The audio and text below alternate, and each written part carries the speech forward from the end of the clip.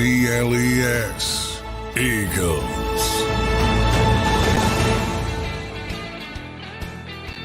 Welcome in, everybody. A Wednesday edition of Birds 365 following Eagles day one of minicamp. So we are moving into day two today, but plenty to recap from day one. Plenty to talk about with Johnny Mack, my partner. I'm Zander Krause. Welcome in, everybody, to Birds 365. Good show planned today. We got Mike Gill and Brandon Lee Gouton. So two good guests today. Johnny Mack, how you doing on this Wednesday morning, man? Doing well. Minicamp. Yeah, it feels like a grind already. Got to get ready. Little taste of it before training camp when it really ramps up. Really becomes a grind. So under 2 months away from training camp. When do they start training camp? Do we know? Is that early August? Now, late July. Late July. Usually So they'll be in there. 27th, 28th. Haven't looked at the calendar. Not official yet, but that's usually when they'll be about in. 6-7 weeks away from training camp. Moving right along here, Johnny Mack. John, let's get to it, man. What were your first before we dive into the weeds on everything, what were your first takeaways or anything that stuck out to you yesterday at minicamp? Well, I think the most notable curveball happened before the practice. Nick Sirianni spoke before the practice and sort of just laid out that James Bradberry was going to play safety. Yeah, so which was not only was he there, but all of a sudden he's going to play safety. John, we came up with a lot of scenarios on Bradberry before this. Safety was not one of them. So, I mulled around and said, what is the thought process behind here? Obviously, he's not going to be a starting safety. So the same thing applies with backup corner. Not that he's not one of the best 5 or 6 cornerbacks on this team. He certainly is. But as a veteran player, if he's not starting, he's not going to be a backup because he doesn't play on special teams. He's obviously not going to start at safety. So the same thing applies. He's not going to be a special teams player. So, as I think about it more, this is just the Eagles trying to signal to the rest of the league, hey, look at how versatile James Bradberry is. Maybe give us a day 3 pick for him. Yeah, that was my next question. Like, does this improve his trade value at all, though? I don't see it. Well, and then then the issue becomes he goes out on the field and he's immediately hurt and in the injury tent. And he was doing some individual work. And he tripped and he fell and he short trip to the injury tent. Now he stayed on the field, but they took his helmet from him and he didn't practice in team drills. So we never got to see him at safety. Now a million conspiracies are launched from there. Are they doing that on purpose? Yeah. Did they just, and I talked about the reps, and Christian Parker said how important reps are for young players, and there's only a limited amount. So that was a big issue at cornerback, where you have Quinyon Mitchell and Cooper DeJean and Kaylee Ringo, who was phenomenal yesterday, by the way, Eli Ricks, on and on and on. So you're taking away reps from there. Yeah, this is one where Howie and I take divergent paths. I often talk about Howie's decision making, and it typically makes sense to me. I think pushing this down I like to call it the Sam Hinkie route. Mike Gill will get that reference, where you have to win every single trade at all cost. I don't think that's necessarily the case here, or should be the case. I don't see a lot of good from this. Now, Nick Sirianni did his duty, and he's bringing up Charles Woodson, who's a Hall of Fame player, moving from cornerback to slot and then safety, as an example of what could happen. It happened here with Malcolm Jenkins. People that don't know, Malcolm Jenkins was drafted as a cornerback in New Orleans, won a Super Bowl as a cornerback as a rookie in New Orleans, ultimately became a great safety here. Ronnie Lott started at cornerback. People don't remember that. And ultimately, that's one of the greatest safeties of all time. So it's not like it hasn't happened. Rod Woodson as well. It happens all the time.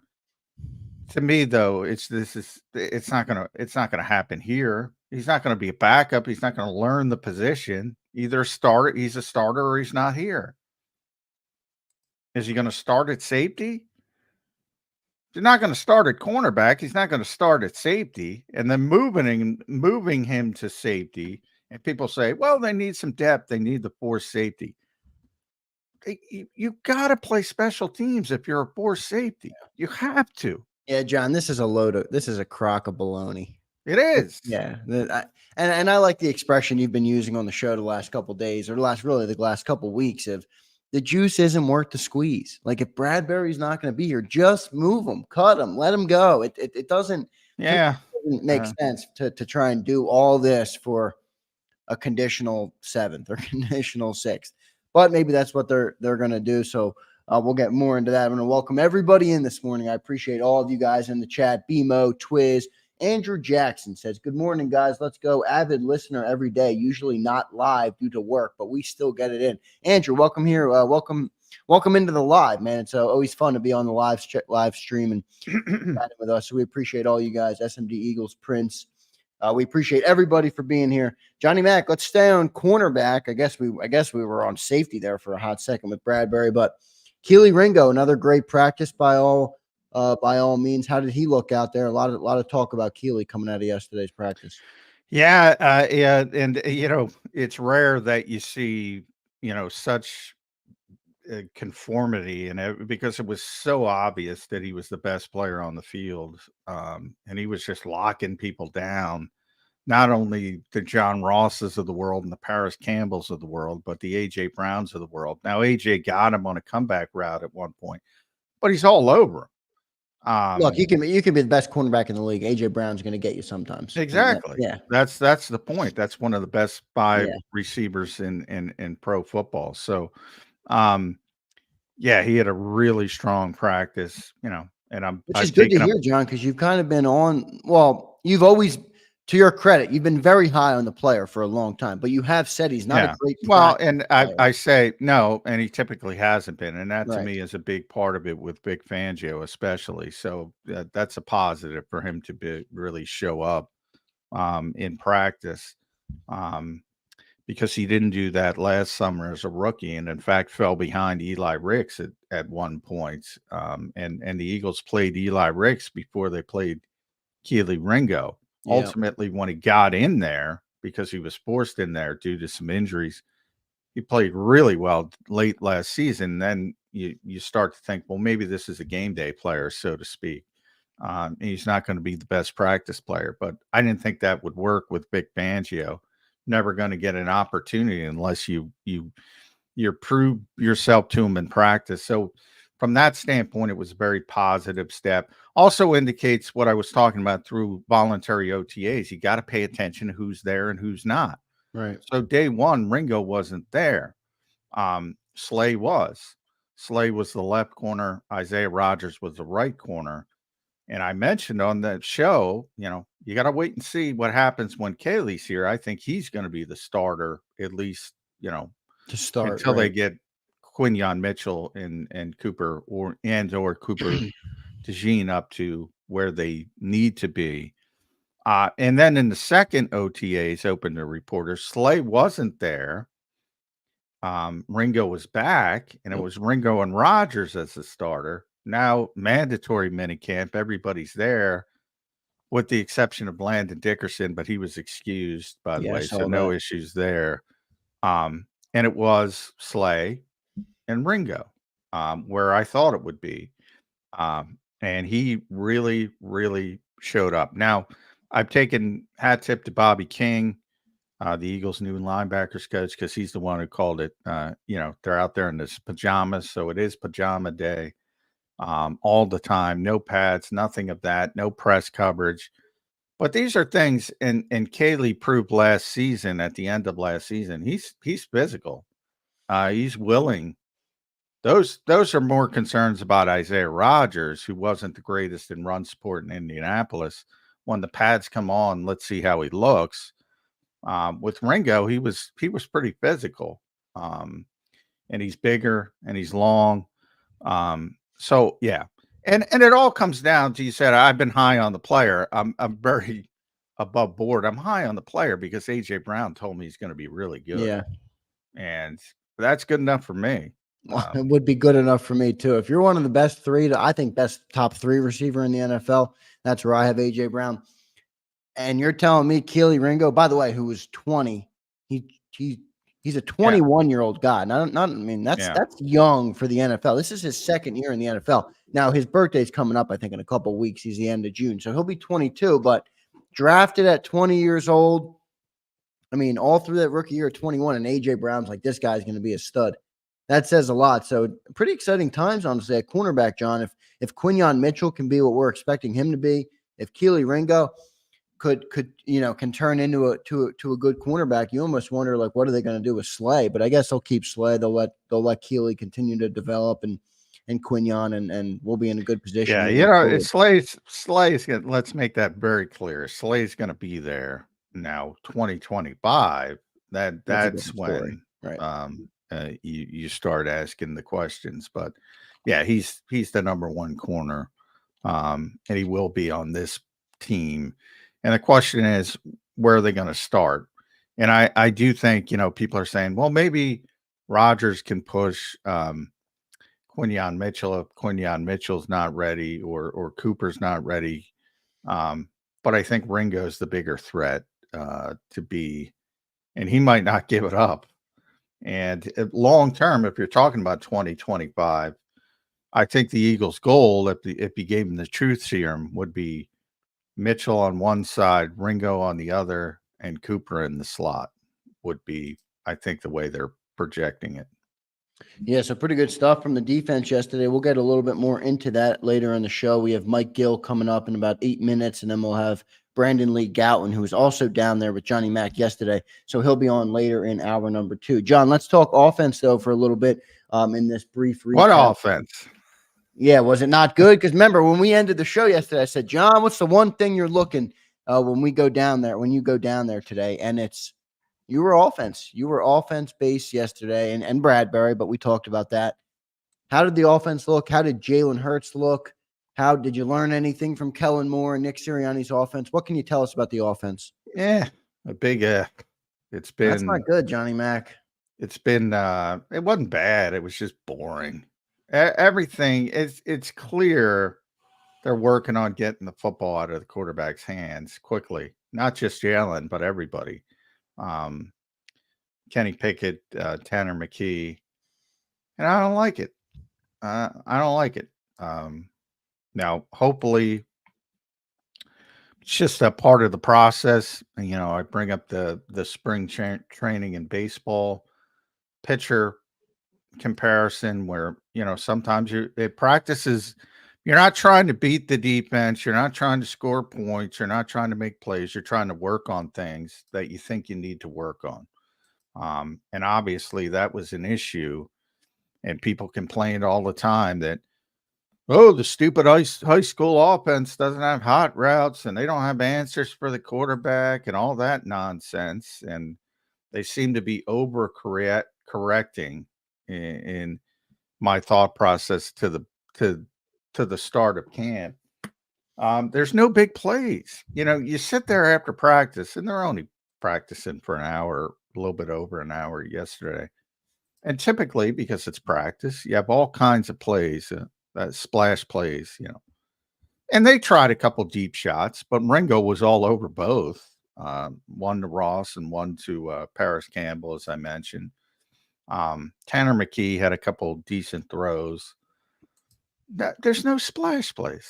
You look at the offense and you think, now the defense made one. Reed Blankenship jumped a slant route to DeVonta Smith again, quick throw, jumped it all over it. Is that Jalen Hurts throwing that? Yeah, Jalen threw it, deflected into the air. Devin White got the interception. Now, also from the defense's perspective, which has been a lot better, and they have been the ones making the splash plays, 4 interceptions in the last OTA practice. It's a passing drill. They know the pass is coming. They know they're not going to run it. So it's a little bit easier. Yeah, to jump a route. Yeah. So all this context should be added in, but all I can tell you is there's not much to talk about from the offense's perspective. There's no plays being made. And when the rare play is, Kenny Pickett had a couple nice throws he had a nice throw to John Ross, but I think on a corner route, but I think Ross didn't get his second foot in. But that was tough. It was sort of bang, bang. He made a nice throw to Grant Calcaterra at 1 point. It was interesting because Calcaterra, Nick Sirianni brought him up by himself. So maybe Grant's showing more things behind the scenes than we've seen when we're at practice. So there was a nice throw. And Tanner probably made the nicest throw because it was sort of throwing open CJ Uzama, the backup tight end, maybe 15, 20 yards down the field. And that's what we're talking about. To me, that was the best throw of the practice. And that's not going to excite too many people. No, that Tanner McKee had the play. I mean, Jalen was okay. There was an out. Probably the biggest play was Hurts to AJ with maybe 20 yards, 25 yards. But nothing spectacular. Yeah, I mean, are the turnovers becoming a concern for you? I know we're in June, but we got to talk about it. I mean, Jalen seems to continue to turn the ball over, even in passing drill practices. Kellen Moore did have a little bit of a problem with Dak Prescott having turnovers like crazy in Dallas. Is that something you're worried about at all, or is it too early to even go there? It's too early, and my assumption is they're trying to work on that. Yeah, right.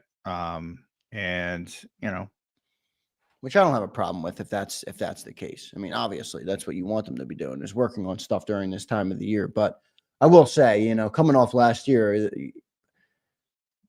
you do want to hear at least that the quarterback, that the coach. I will say from a negative standpoint, I've covered a lot of OTAs and mini camps over the years. Back in the current era, the prior era, there's usually more to talk about offensively. I mean, it's 7-on-7s. It's right. Everything. I even remember a couple years ago, like Jalen Reagor's making a one-handed catch, on a 40-yard deep ball. Like, we're not getting anything like that. Now, that's just one example, but still, I mean, is it just consistent underneath stuff, short routes? It's been pretty consistent underneath stuff. Pretty consistent. I'd say 80% underneath. And that's two things. It's boring, but maybe it's needed. Might also be an overcorrection. I mean, part of this offense works because you have explosive plays that put the defense, on their heels. Chunk plays. The Eagles talk about it all the time. They want to prevent chunk plays on defense, and they want to get chunk plays on offense. That's it's a fine line because they fell in love with it a little bit too much last year, and we're trying to push it and not take what the defense was giving them. So it seems, and Doug Nussmeier talked about the 2.3 second rule. We talked about that a little bit yesterday. Yeah. Yeah, and they haven't gotten to the post 2.3 of sort of, and it's always difficult to practice chaos, so to speak, when the play breaks down and you're just trying to extend it, which is one of Jalen Hurts' strengths. And I've been talking about that for years. He doesn't show up as much in practice as games, not because of he's not a good practice player, as I was talking about. It's because they're blowing plays dead. They're protecting the quarterback, and you don't get to see them Right. extend the His play. +1 ability in practice. Yeah. Right. And all of a sudden it shows up on game day. So it's something really difficult. But I don't think that's going anywhere, his ability to do that. My only concern is they're going to try to beat it out of him, and I hope that's not the case. I don't think it's going to be the case, but yeah, maybe it's an overcorrect. I mean, because remember, we just talked about how there's 80% underneath stuff. We talked about how they're trying to make Jalen be something he's not. Maybe it's major overcorrections in June so that it balances the scale during the season. That maybe I don't know, but we'll see how it all plays out. John, before we get to a break, we have Mike Gill coming up. Anything that just in this quick recap, we'll obviously get into more stuff throughout the show. We still have an hour and 40 minutes left to go in the show today, but anything that you feel the need to address at the open here that we might have missed? Mekhi Becton playing left guard. Yeah, I forgot about that. That's a big one. Yeah, and literally and figuratively. Yeah, right. We talked about, all right, do you really want somebody that big inside? Well, they've answered that. And that to me has far greater implications because Landon Dickerson's a Pro Bowl player. Means nothing at left guard. Right. He's Landon just in there. Going to be the left guard. Yeah. But for Steen, you're talking. Exactly. So that, don't get me wrong, they want Tyler Steen to win the job, but now they have a bunch of, they bring in Max Sharping, for instance, 38 NFL starts, whatever it is. They have a veteran presence. They have Matt Hennessy as well still. And now you have Mekhi Becton in the mix, who looks like he's going to be the 6th offensive lineman, so to speak. So, from the early thought, it's if the left tackle, right tackle, left guard, right guard went down, it'd be Mekhi Becton coming in, no matter what. Right. That's what they seem to be working toward. But if Tyler Steen doesn't seize the job, you got a guy who was whatever, the 11th overall pick in the draft. Obviously the talent's there. And obviously Jeff Stoutland seems to like him a lot. Jeff said he was a very fun player to coach.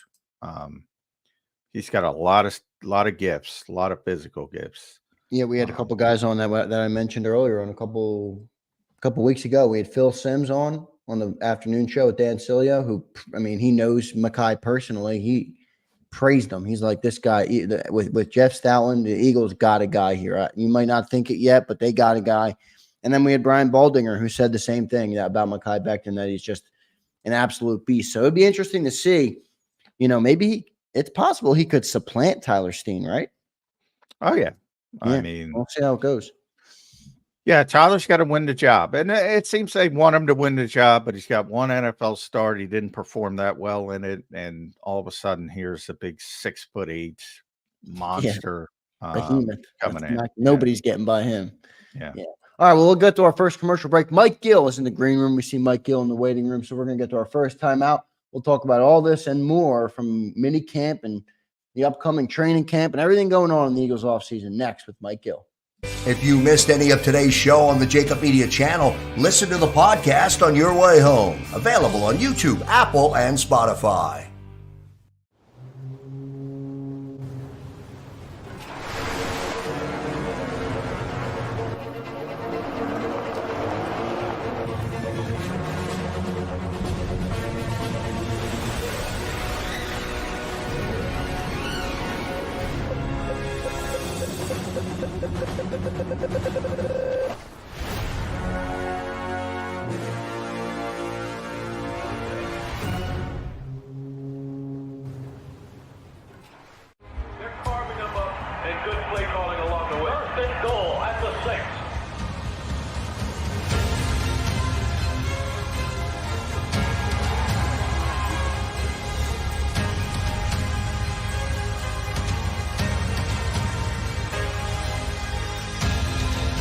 Field of life, First Trust Bank is there for you. Champions on 3. 1, 2, 3. Because Philadelphia dreams deserve a Philadelphia bank. Heading down the shore. Have a ball once more.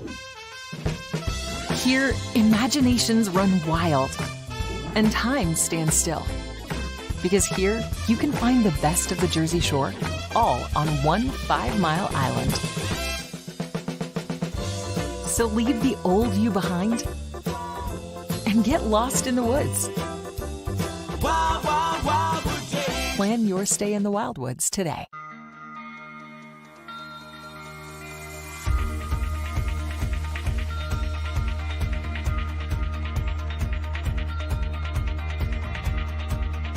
Hi, I'm Jim Muehlbronner, Managing Partner at Del Val Insurance Group.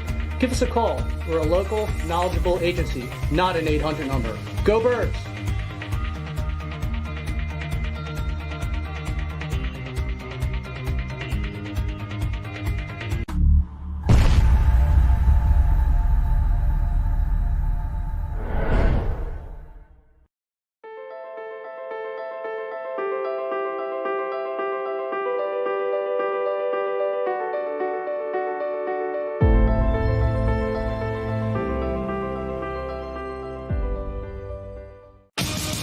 The greatest fans on earth. It's a bold statement, but would you expect anything less from Philadelphia?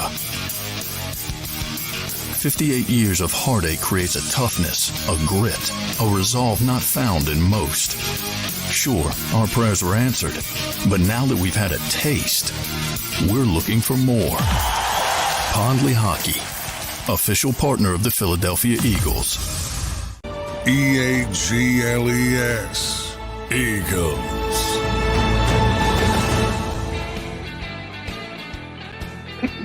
Welcome back in, everybody, to Birds 365. We are joined by Mike Gill's Trees out back. Yeah, Mike should be forest.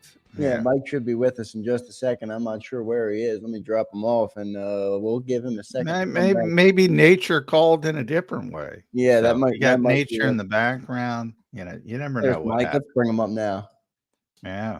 There he is. What's going on, Mike? Welcome to the show, man. We got a good look at the forest behind Mike Gill, the forest that makes Gill who he is. So thanks for giving us that look before you got in here. Sorry, man. Yeah, I'm heading to London, and I'm packing my bags. Oh, man. And my girlfriend was asking me if I needed anything in the wash before we left. So I'm directing traffic. That's Nice. an important task right there. You need London series. By the way, where are they playing over there, Mike? Where do they play? They're playing at the London Stadium, which I guess they used for the Olympics a couple of years, like back whenever. And the Red Sox, I think, played the Yankees over there. There was a game. I don't know if it was Red Sox Yankees, but there was a game in London recently, maybe last year or the year before. And it was like a softball game. There was just like a ton of home runs in these games because the stadium was a little small. Oh, all right. Because, I know it's not going to be Wembley because that's the opposite of small. You can fit 100,000 people in there. It's called London Stadium, but I don't know what it was like what it was called, like for the Olympics or whatever. But yeah, it's and the NFL. The NFL plays at Wembley, and they play at Tottenham Hotspur for all you English Premier League fans, which seats about 70,000, I think. But this is like 40,000. Yeah. That should be fun. I saw the bats; they got special bats. So it should be fun, and obviously the Phillies are very good, tied for the best record in Major League Baseball. So have fun there. But before you get to London and you big time us, we get to talk about Eagles minicamp, which is always a big deal in Philadelphia.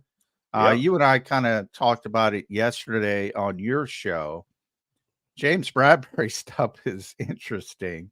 Anything change from your perspective as, what are the Eagles trying to get accomplished here? I just don't get the whole situation. Like, I thought, obviously, going into this was he going to show up? Yes, he was going to be fine. Did they want him to show up? Were they going to tell him, hey, don't even bother, we're going to try to do something? Obviously, that didn't happen. If he did show up, which he did, and we thought he would because he didn't want to be fined, would he regain his top spot on the depth chart? In other words, hey, you're here. Why wouldn't you be the number one guy? You were the number one guy at the end of last year. You're getting paid to be the number one guy. At least see if he loses the job. They didn't even give him that courtesy. I mean, they basically just said, yeah, go to another room and see what this guy wants to do with you, which is stunning to me because you got Vic Fangio who might be saying, look, I watched tape of this guy from John Gannon's season. He looked excellent.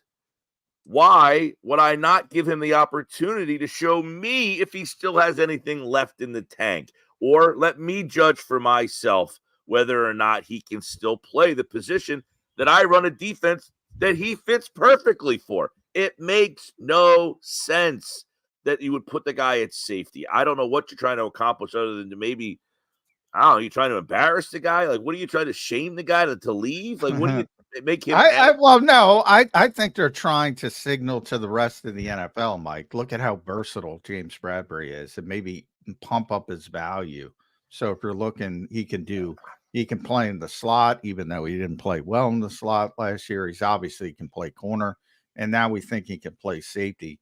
That's the only thing I can come up with. They're trying to pump up the value. Okay, well, I can understand that aspect of it, and it sounds like that's the logical thing to say. But there's a guy you played at nickel last year. He didn't do it very well. So that value is out the door. Now you're going to put a guy at safety who's never done it before, doesn't really, project much as a safety, not a great tackler. I mean, you're saying to yourself, why would somebody call and say, hey, man, James Bradberry, you're playing him at safety in OTAs, mini camps. We're interested now. Come on. Well, and this is clearly a front office thing because I agree with what you said. Yeah. If this was a coaching thing, Vic Fangio would be like, I'm putting this guy at cornerback. He can help my defense. But it's not that. It's obviously not that. It's a front office thing. And I'm with John on this. And the more that unfolds in the story, the more I'm agreeing with it. The juice is not worth the squeeze here. You move the guy to safety, just cut him. Just move on from him. Or just say he can play corner. And if he can't, you say, look, you got beat out. You're at the top. Look, John, we talked about this. Don't read into the mini camp depth chart. Is Kaylee Ringo the number one guy? He maybe not. We don't know. So if you put James Bradberry out there, does it mean he's the best? No. But at least give the guy the courtesy to say, hey, you're the guy until you lose it. We brought competition in. We weren't happy with what we saw. Go win your position back. You don't banish the guy to the safety room. Well, the other thing that's funny about it is they made a point to say it. Like if Nick Sirianni never said that in the presser, we would have never speculated it because James Bradberry was out 5 minutes into practice. We never even saw him go to safety. But the only reason we're talking about this is because Nick felt the need or was told or whatever it was. Yeah. He's make sure you say Bradberry's going to safety. Yeah. Was that an impromptu to get ahead of people asking what's going to happen with James instead of you asking John McMullen? Just tell them what's going to happen. Yeah. And part in signaling, and he brought up Charles Woodson of all people, Hall of Fame player. I think. Sure, there have been corners at the end of their career that have moved to safety. Like, it's not ridiculous. Yeah. No, Malcolm Jenkins did it here, not at the end of his career, but Charles did it. Rod did it. Rod Woodson. Ronnie Lott did it earlier in his career.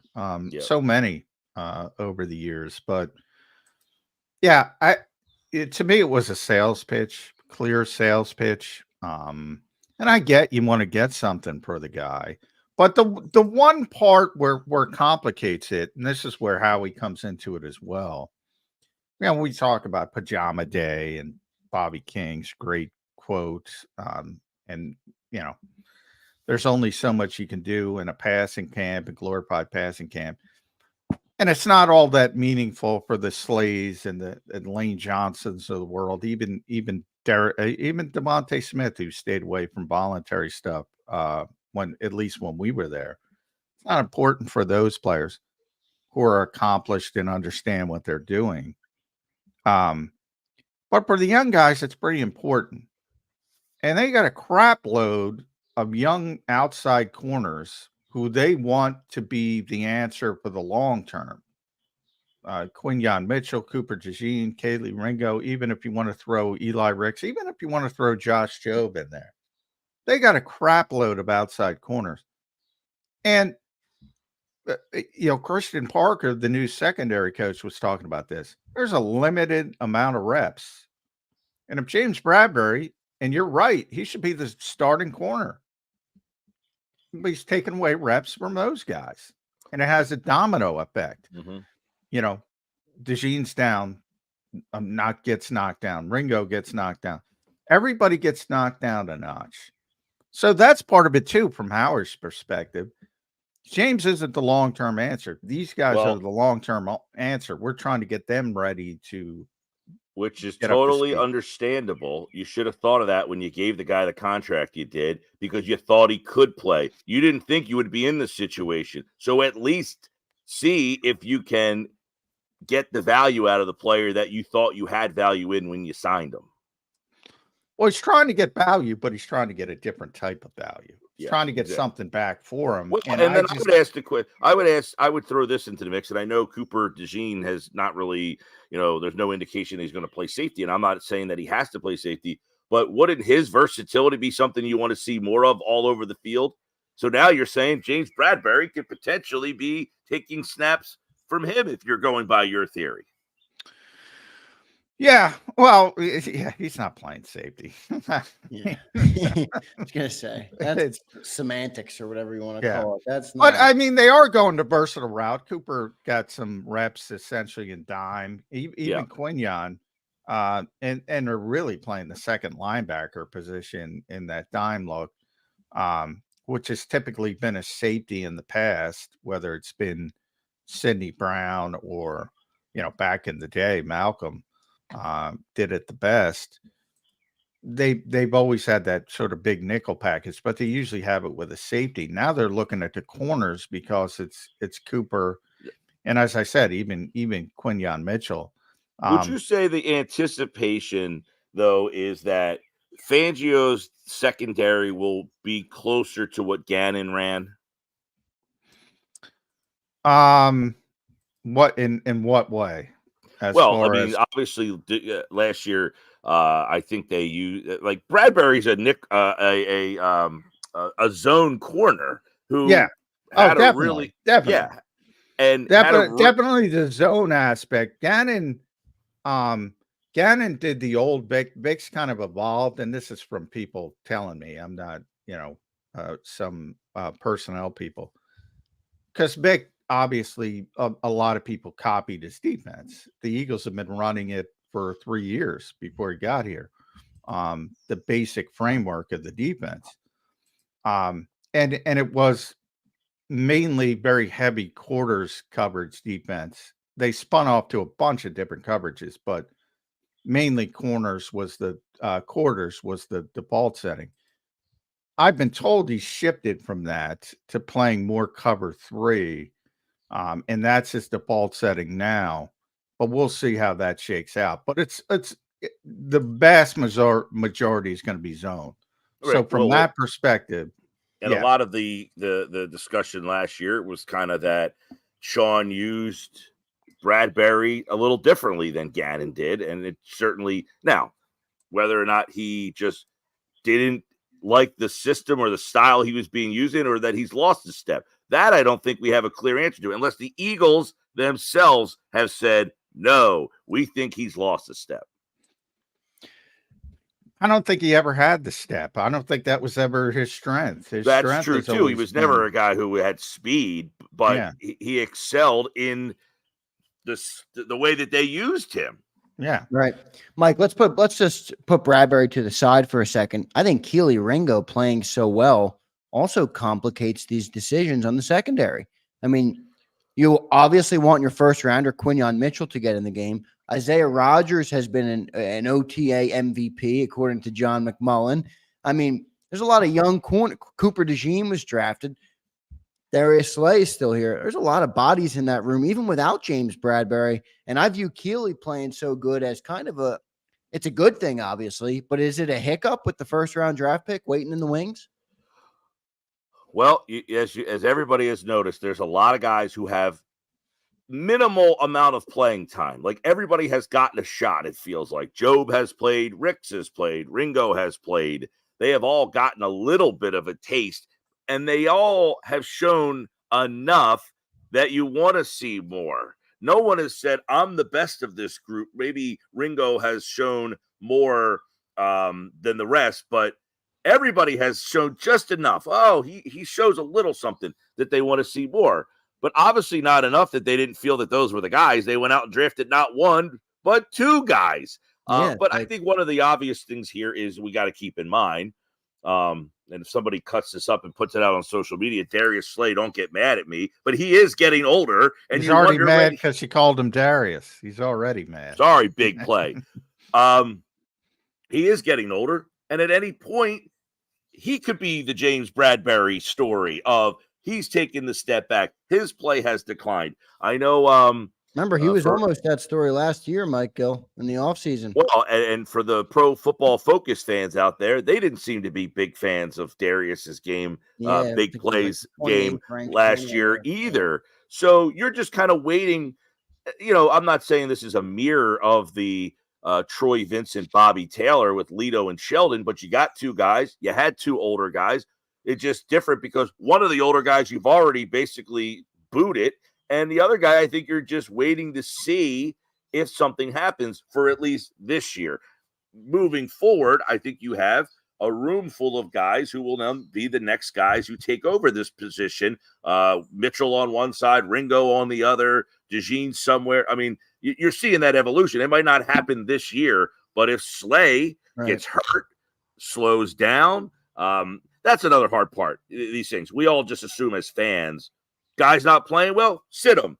It's not that easy sometimes when the guy's making the money he has the track record that he does. So just because if Slay doesn't play well, you don't just automatically get sat, just like we saw Bradberry last year. He did not play well. They didn't do anything with him. So I don't think you're going to see that Zander this year. I think this is for the guys that you're mentioning. That will be for next year. You'll start to see how that room has grown. Yeah, it's interesting, though, because I do think Keeley is one of those guys that has maybe the highest upside of any of the young guys, including Quinyon Mitchell. He's 21, Mike Gill. And you could argue if he stayed in college another year, he came out pretty early, he would have been a first-round draft pick. He was a great college player at Georgia. Great. I mean, he was locked down. That's what's funny, the pedigree of everything, because now Kaylee's a fourth-round pick. Right, exactly. Kaylee's a fourth. If he stays in college, you never know what happens as far as injuries, but he was a two-time national champion from what he was, and had plenty of upside to grow. I think it would have been a pretty safe bet that he would have been a first-round pick if he would have stayed, and he probably should have stayed one more year from that perspective. He's 6'2". He runs a 4.36. I mean, he had to get stronger. He didn't have great strength numbers coming out. That probably hurt him a little bit. And again, as you get older, he's so young that you get natural. And you saw him on the field. He looks very good in run support and holding up. 12 months, he would have been a first-round pick. But now forever, Mike, well, Quinyon's the first-round pick and Kaylee's a fourth-round pick. I would not be surprised at all if Kelee Ringo's the starter week 1 in Brazil. Would not surprise me at all. Yeah, I mean, I think you could make a case for almost everybody in some capacity. Now, some cases are stronger than others here. Yeah. Eli Ricks, he had a pedigree. He had the tracker. He was a guy that, coming 3 or 4 years ago, you would have said that guy's going to be the first-round pick. He's the guy. Josh Jobe has played. He got starting reps when people were out. They went to him first at times last year. So everybody's gotten their shot. And then, of course, you have two guys that they drafted this year. And I think everybody is hopeful. That's the thing. You get a little taste of a guy. If he doesn't impress almost immediately, you're almost sour on the guy. So it's almost like everybody is just hopeful that Mitchell or DeJean are better than the guys that you already have, because you're saying you drafted these guys, so you must not like the guys you already have. That might not be the case here with the Eagles, but it might be the case for this particular season. Yeah, you're going to have a lot of bodies. Mike, let's go offense now. John, said another boring day, he called it, from the offense. 80% underneath stuff, a couple more interceptions thrown in there. pretty ugly stuff so far from the offense. Any concern? No, there's never concern at this time of the year with that kind of stuff. You got a new offensive coordinator. You're kind of, just feeling your way through. What do I got? Who do I got? Now, you got a lot of great toys. So you're always kind of scratching your head. Anytime this offense has a hiccup, you're like, how? How is that possible? You got two of the top, 15 wide receivers in the league on the same team. You've got a running back now that's probably one of the top 5 at his position. So you're always going to say, how do you struggle with the talent that you have on this offense? But who knows what they're doing out there right now? What are they trying to accomplish? What are they trying to, kind of install at this stage of the game? So no, nothing there. I guess the one story was the Becton stuff, which I know you guys were talking about right before I came on, which is kind of interesting. We had Jeff Mosher on back in when they signed him, and he had said, hey, they're going to look at him at guard. And a lot of people didn't really know. They didn't even really say anything about it. But I said to Jeff yesterday, we were texting back and forth, I just thought it was surprising that he was playing left guard. I get that Dickerson wasn't there. Fine, you need to fill in. But to me, if I'm going to look at him at guard, this goes back to what you were saying, John. This is the way my philosophy is anyway. Hey, if I'm going to look at this guy at guard, why not give him the best shot to be the right guard? Why am I wasting? He's not going to play left guard. Landon Dickerson's not losing that job. And if Landon Dickerson gets hurt, fine. Maybe they only view him as a swing guard. But heck, if I'm going to play him at guard, why not have him win the position? Put him at right guard and get him as many reps there as possible so that he gets, as much muscle memory as possible between. That was my only thing yesterday that I thought was a little odd. Well, I would say again, it's, you have to pay attention to what's going on each day and more so the voluntary stuff than the mandatory minicamp. And Landon was the only guy not there, as you mentioned, but that was excused absence. So they needed somebody at left guard. Now, if you go back to the voluntary stuff, Mike, Lane wasn't there. So Mekhi Becton was playing right tackle. Maybe he would have been playing right guard if Lane was there. So we don't know that. But so the thing that stuck out to me, if they're willing to play him at left guard, that means they're willing to play him at right guard. So I think it's coming. You're going to see Mekhi Becton at right guard. Probably won't happen until training camp, but you're going to see it at some point. I agree. And that's why I say, why not just rip the Band-Aid off, put him there now, get him the most reps possible. Well, they needed him at right tackle. Because where he's do they never put Steen then if they do that? Just move him to left? Well, no, at this point, you're only plugging in someone at left today or yesterday because Dickerson wasn't there. So you throw Matt Hennessy there or the Sharping. Well, and that's the thing. They do want Tyler Steen to win the job, but they're not going to give it. They're not going to hand it to him. And this is an indication that, forget about Max Sharping and Matt Hennessy. If he doesn't win the job, then you start thinking about Mekhi Becton being your right guard. And Lane Johnson, not that Lane's in charge, but he said, hey, we got to get this guy on the field. Yeah. I mean, it's funny. I have our signal goes into that Southern Ocean County area. So we get a lot of Giants fans from time to time. And we have a religious Jets fan who texts in all the time.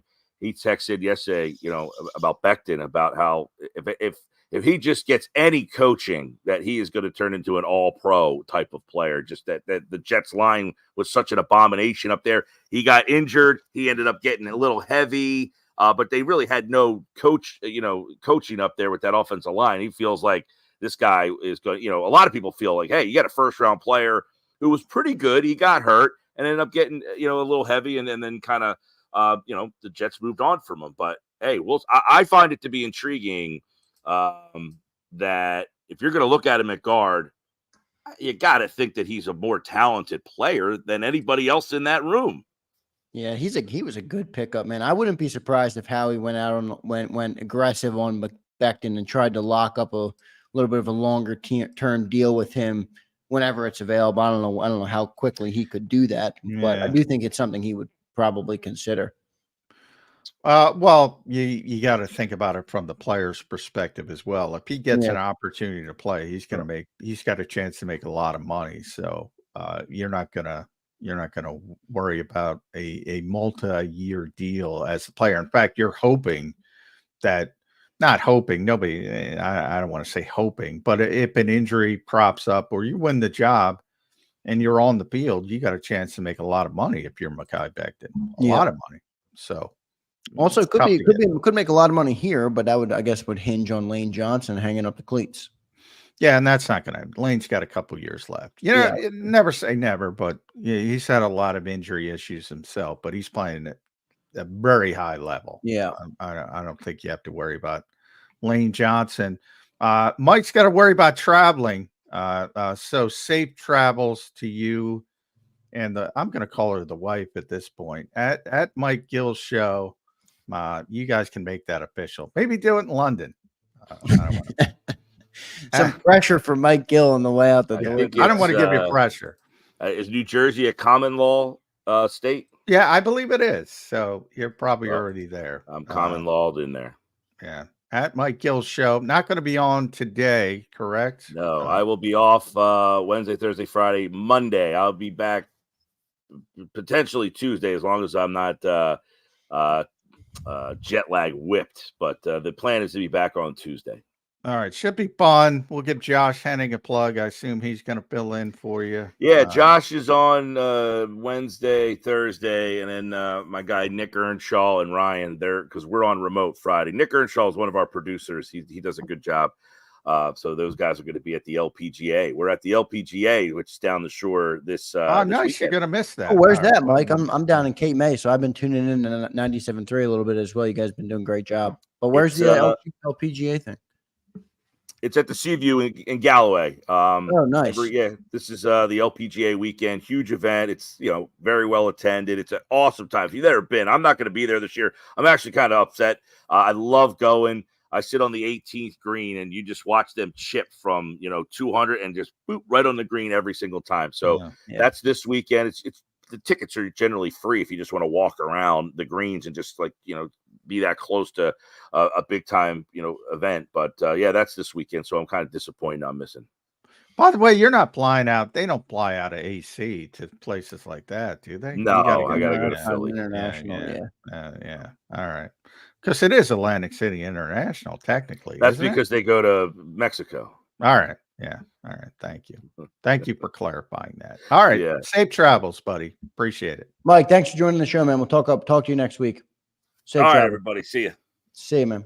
There's Mike Gill joining us on Birds 365. Pretty good stuff from Mike there. Pretty good takes. Talked offense. We talked defense. Johnny Mac and I will take a commercial break. We'll come back. Still, we got 25 minutes or so left to go until BLG gets into the show, who was also down at the minicamp yesterday. So we'll have another set of eyes who was down there, maybe saw it from a different perspective than Johnny Mac. We'll have him in hour number 2. But coming back after the break, Johnny Mac and I will get deeper into the minicamp, what John saw, any concerning things he saw, any good things he saw. We'll get into it all coming up next on Birds 365.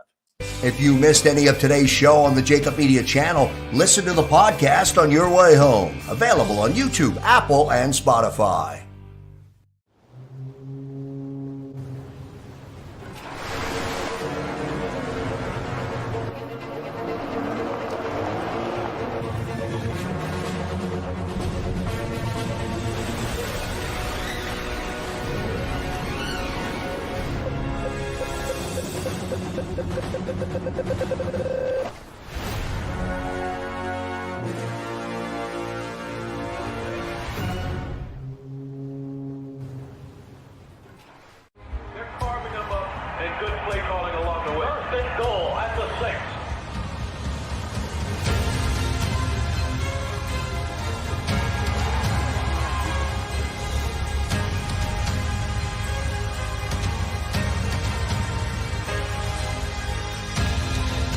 Field of life, First Trust Bank is there for you.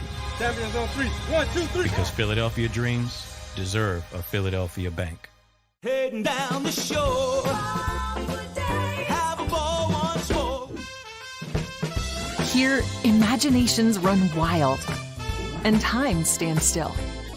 Because here, you can find the best of the Jersey Shore, all on one 5-mile island. So leave the old you behind and get lost in the woods. Wild, wild, wildwood days. Plan your stay in the Wildwoods today.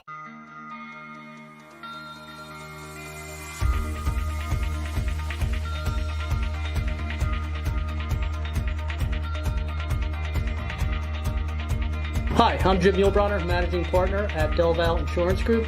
Give us a call. We're a local, knowledgeable agency, not an 800 number. Go Birds!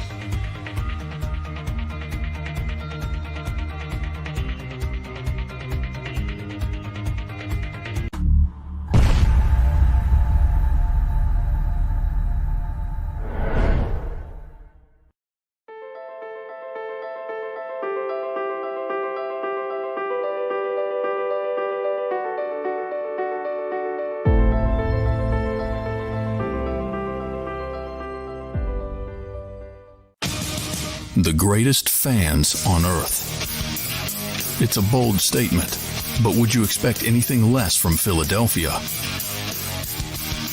58 years of heartache creates a toughness, a grit, a resolve not found in most. Sure, our prayers were answered, but now that we've had a taste, we're looking for more. Pondley Hockey, official partner of the Philadelphia Eagles. EAGLES, Eagles.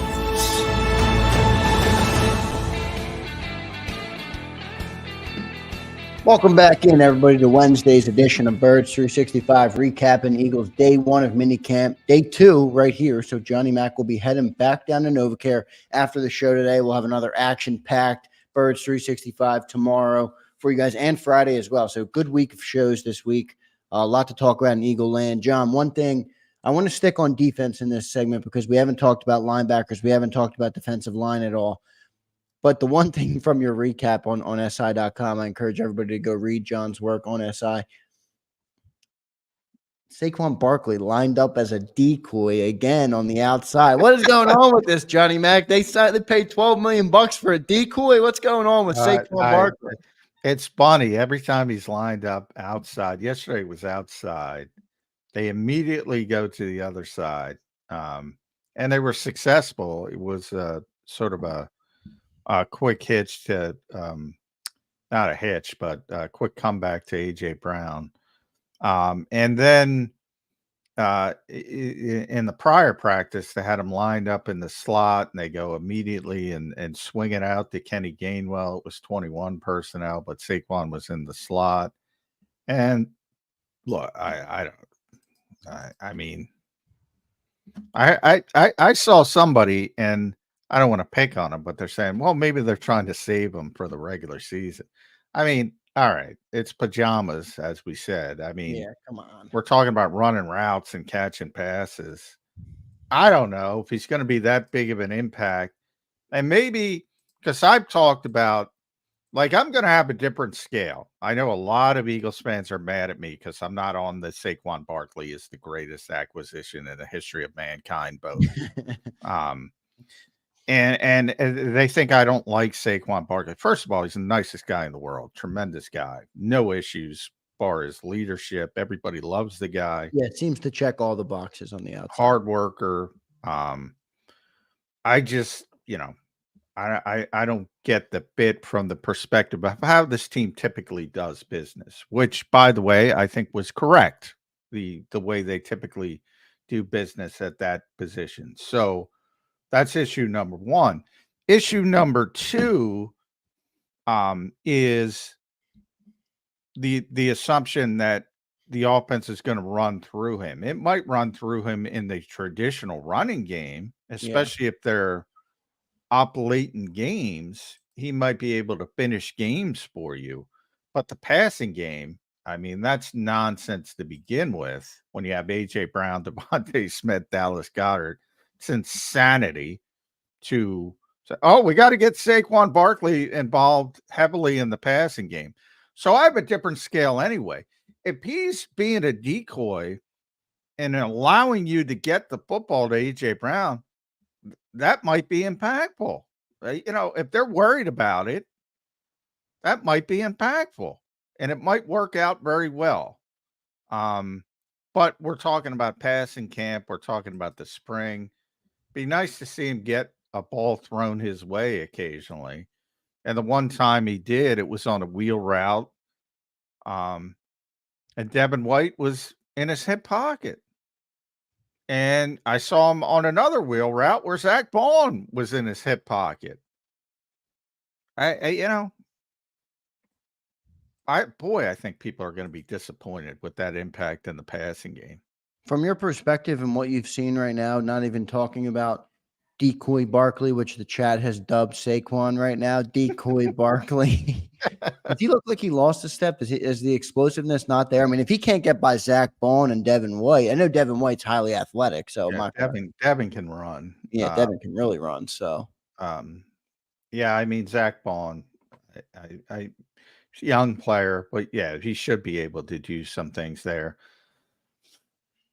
I mean, typically when those things work, wheel routes to running backs, and I put Christian McCaffrey off to the side, as I always do, because I don't like that comparison. I think it's ludicrous. But everybody else, well, that became even more ludicrous yesterday when Christian McCaffrey signed a $19 million a year deal. I think the best wheel route runner in football, and maybe it had to do with Aaron Rodgers, but it was Aaron Jones. And it was still Aaron Jones with Jordan Love last year when he came back from the injury. When he's successful on those things, it was because you're a little bit of a surprise to the defense, and he's matched up against a linebacker, and you're catching them off guard. And he's a guy who can track the football down the field. He's a guy who can catch it down. Not all running backs can do that, and it was very successful for Green Bay over the years. That's what you're looking to do with Saquon. And I imagine we'll see it successful at some point during the season, but yeah, I haven't seen a lot, but I haven't seen a lot from anybody. So I'm not picking on I just said that. Well, you're answering my question. I asked you about Saquon. Yeah. Yeah. There hasn't been a lot of splash plays from the offense, and the only meaningful, substantive ones have been to AJ, which is not a surprise either. But if you look at 2022 with the Giants, which was everybody points to that season because he had a very good season, and he did, and he was the high point of that team, which made the playoffs unexpectedly, won a playoff game before they got trounced by the Eagles. He caught 57 passes, which is good, 338 yards, 5.9 yards per carry, no touchdowns. Should it be a little bit better here? Can you get that number from 5.9 to 7? You should. But anybody who thinks it's going to be 9, 10, that's insanity. We'll see how it all plays out with Saquon Barkley. John, we just talked a little bit about the linebackers while talking about Barkley. What did you see from the linebacking group yesterday? Devin White and Zach Bond were your penciled-in linebacker starters. Any Nakobe Dean sighting? What did you see from the linebackers? Yeah, Nakobe's mixing back in now for the second straight practice. He got a couple reps with the first team, mainly on the second team, but it's trending. I think I talked to some people behind the scenes, and because I was starting to think, hey, maybe it's a competition. I don't think it's going to be a competition when he's healthy, if he stays healthy.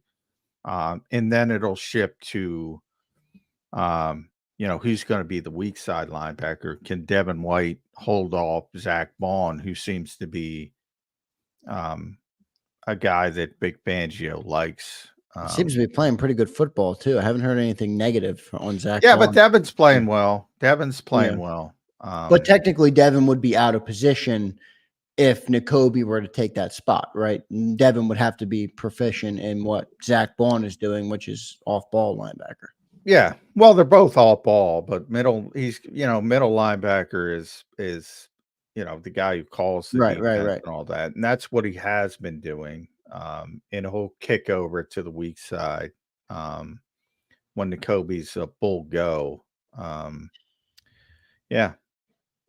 But they've been I would say they've been solid, but not to the point where you say it's all that meaningful. Again, you know, there's a lot of question marks on this defense, and that hasn't changed. But there's a lot of potential answers, and that part has changed and is at least a reason for optimism. Yeah, We I talked know. I about think all the corners.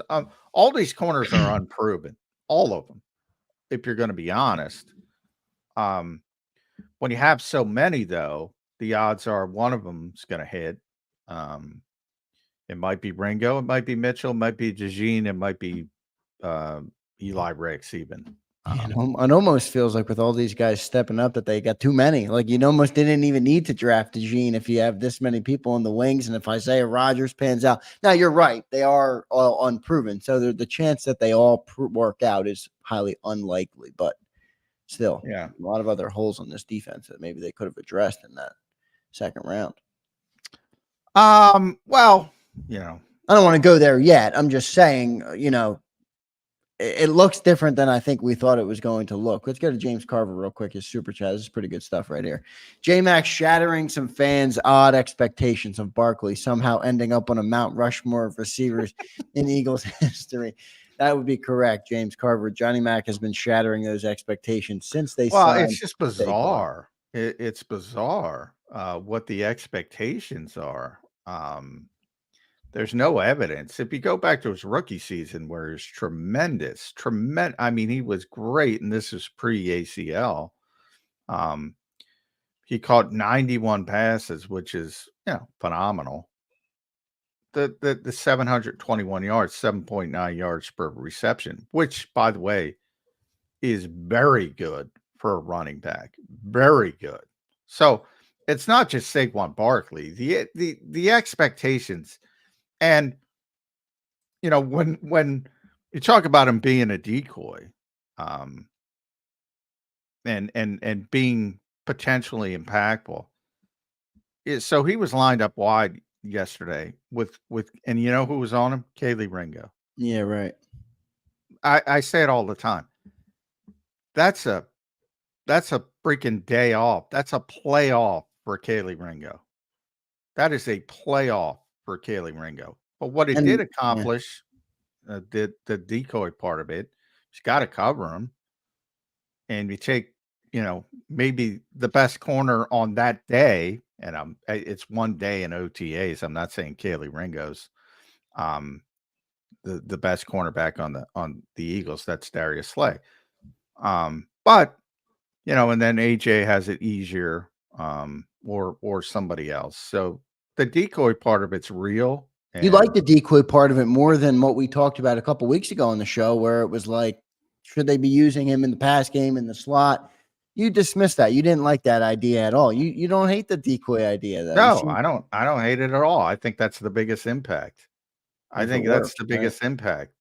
They better mix it up though, John, because if every time they line him up on the outside, he's a decoy. Eventually, it's going to. Well, eventually you got to throw him the ball at one point, and the hope is that you surprise the defense at one point. He gets behind somebody, and he's got then the abilities can take over. He can track the football. He can catch the football. Not all running backs are good at that. A lot of them are very choppy receivers, and they're just trying to haul it in with their bodies. So from that standpoint, he's better than most. He's not Christian McCaffrey, but he's better than most. He's not even Aaron Jones, but he's better than most. But I've said for a while, the best receiving back on the Philadelphia Eagles is Kenny Gainwell. Nobody knows it because they don't utilize it. I'm just talking catching the football. Yeah, and the Eagles know it. And Jalen Hurts doesn't like to do it anyway. Now, unless he has a drastic shift in how he manages that, Jalen Hurts is not a quarterback that dumps to the running backs a lot at all. So from that perspective, I certainly see your point. By the Maybe way, Elliot had the notebook on. Elliot Shore Parks from WIP, buddy of mine, and we all kind of snicker when he does it, but whatever. Mandatory minicamp. So he had the stats. He accumulates the stats. Yeah. AJ had 5 targets, 5 catches. Devontae Smith, 5 targets, 4 catches. Dallas Goedert, 3 targets, 2 catches. Saquon Barkley is 0 targets.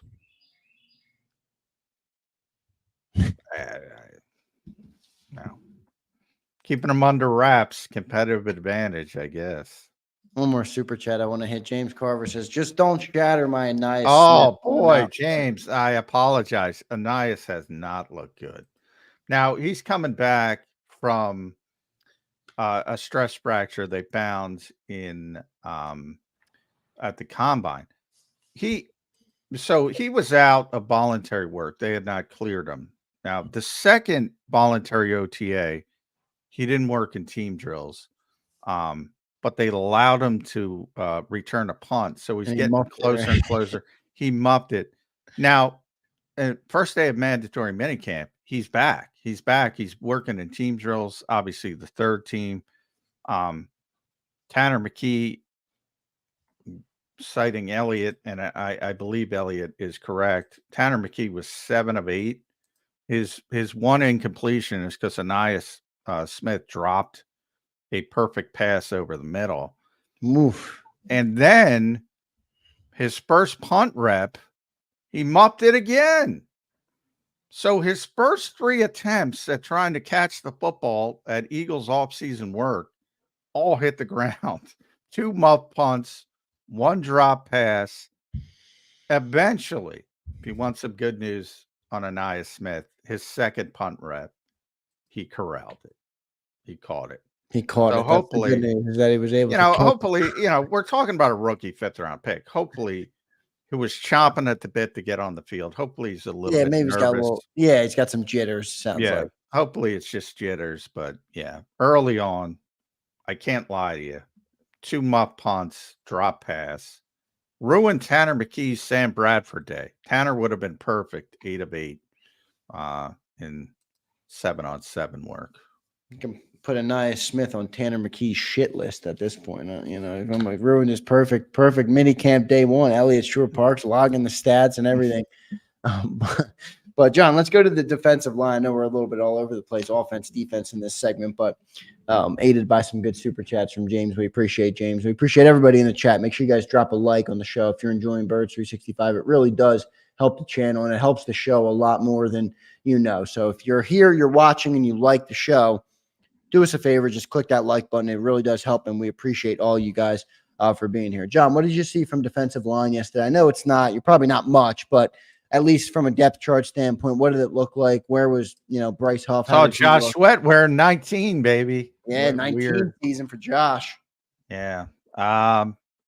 Typical what we talked about when we were trying to explain Vic's defense and what he does. Just as what we expected, you start with the 5-man front, Jordan Davis, nose tackle shade. You had the 4-eye techniques with Jalen Carter, Milton Williams. And the overhang players were Bryce Huff and Josh Sweat. So that's what we expected. Yep. Yeah, as expected. It's going to be interesting to see when they whittle it down. So say it's 3rd and long, they're going to go with 4-man fronts, obviously, almost exclusively, and how they're going to utilize that as far as who's going to be the 4th pass rusher. Are they trying to keep Jordan Davis on the field? Can he improve in that aspect? That you just go to Milton Williams, Brandon Graham could impact the game inside. You might have a NASCAR package, try to get a bunch of pass rushers on the field. A lot of teams in the NFL do that now. A lot of ways you can go. Nick Sirianni was funny at one point because, again, it's a passing camp. So when they're in 7-on-7, it's not really 7-on-7 because they put the overhang players out there at times and drop them into coverage. And you know, we asked a bunch of questions about that. We always do because the Eagles fans love it so much. And Nick was trying to say it's a passing camp, which we all know. It's like, settle down, dude. We know they're not going to drop into coverage. Like every time you see Bryce Huff now, he's dropping into coverage. Yeah, because there's no rush. Yeah.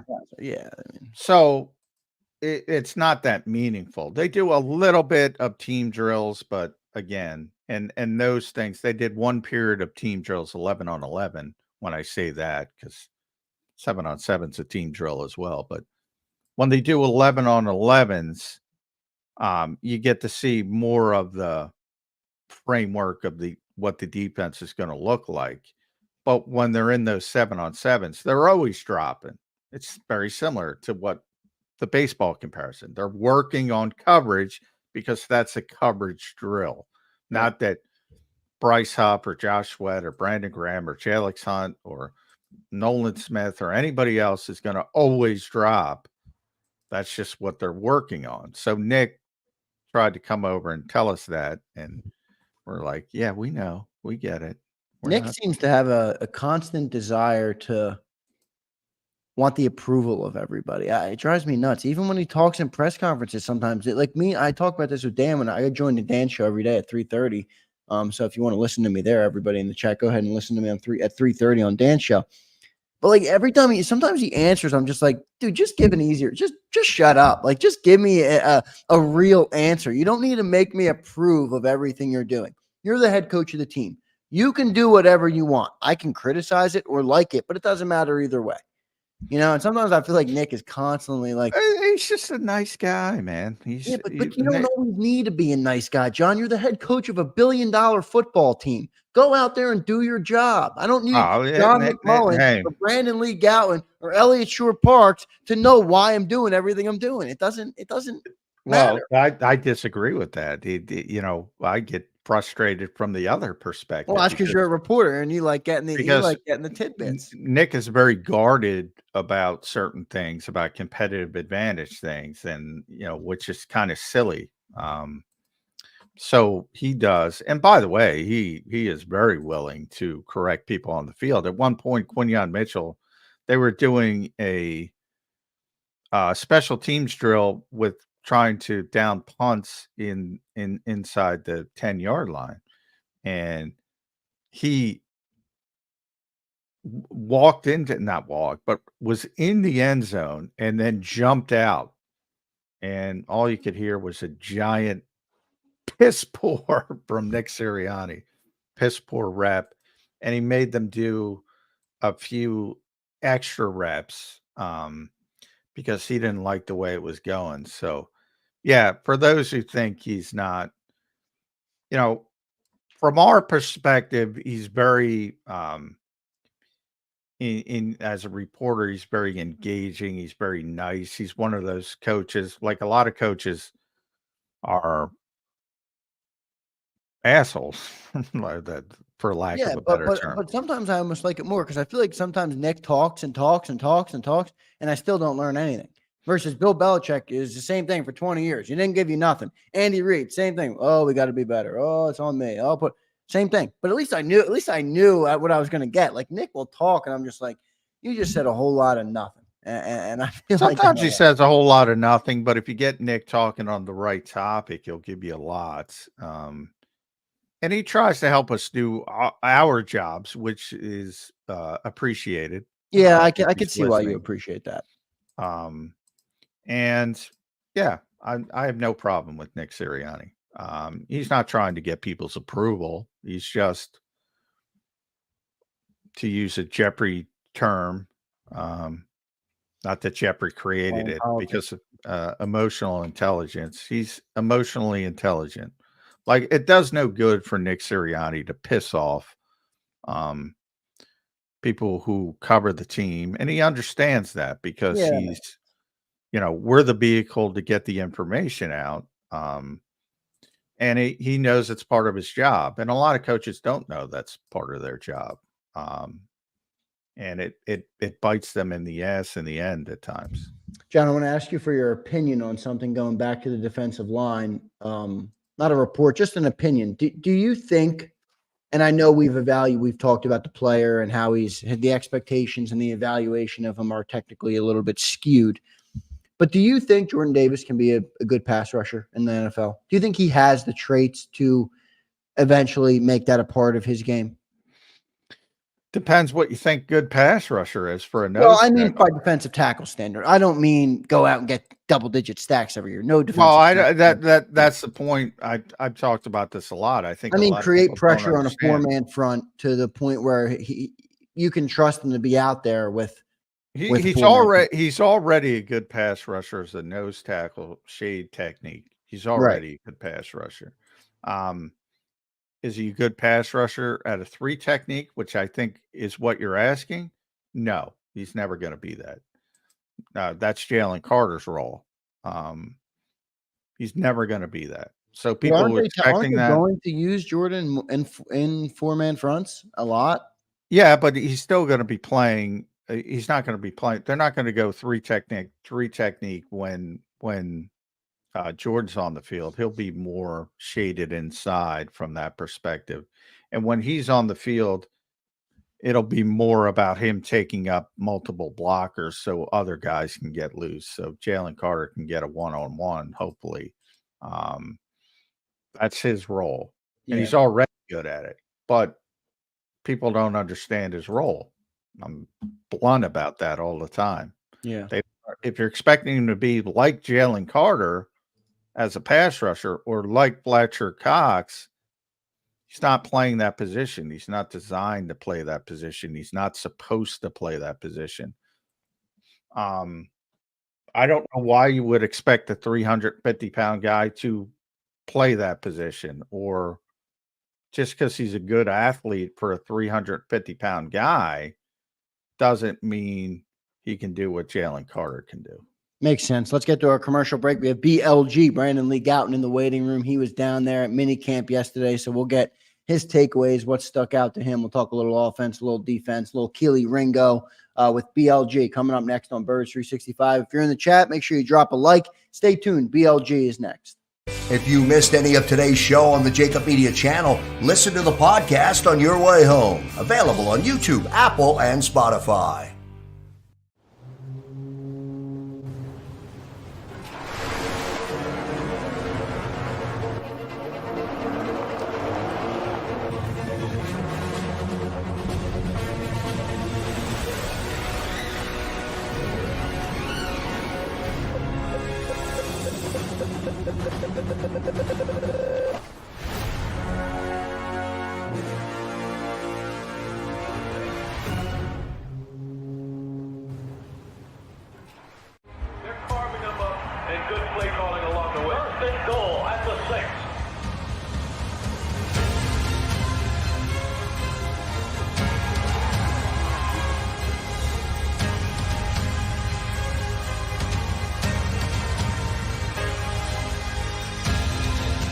Field of life, First Trust Bank is there for you. Champions on 3. 1, 2, 3. Because Philadelphia dreams deserve a Philadelphia bank. Heading down the shore. Have a ball once more. Here, imaginations run wild and time stands still. Because here, you can find the best of the Jersey Shore, all on one 5-mile island. So leave the old you behind and get lost in the woods. Wild, wild, wildwood days. Plan your stay in the Wildwoods today.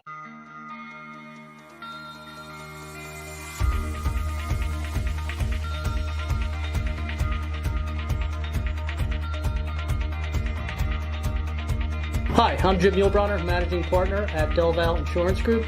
Give us a call. We're a local, knowledgeable agency, not an 800 number. Go Birds!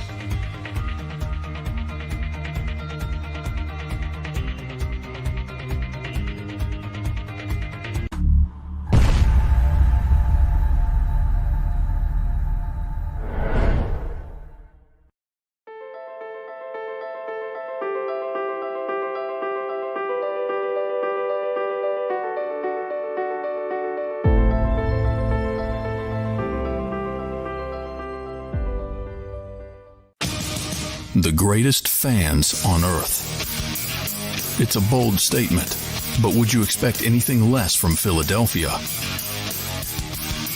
58 years of heartache creates a toughness, a grit, a resolve not found in most.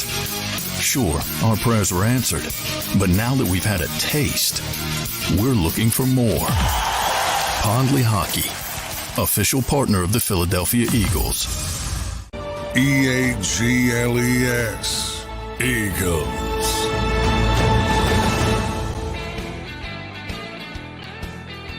Welcome back in, everybody, to Wednesday's edition of Birds 365. Joined now by Brandon Lee Gouton, BLG, who was down at practice minicamp yesterday.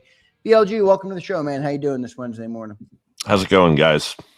Good, BLG. I have not been excited by this Eagles offense. Am I wrong? Give me something. Give me something splashy that I missed from yesterday's practice from an offensive perspective.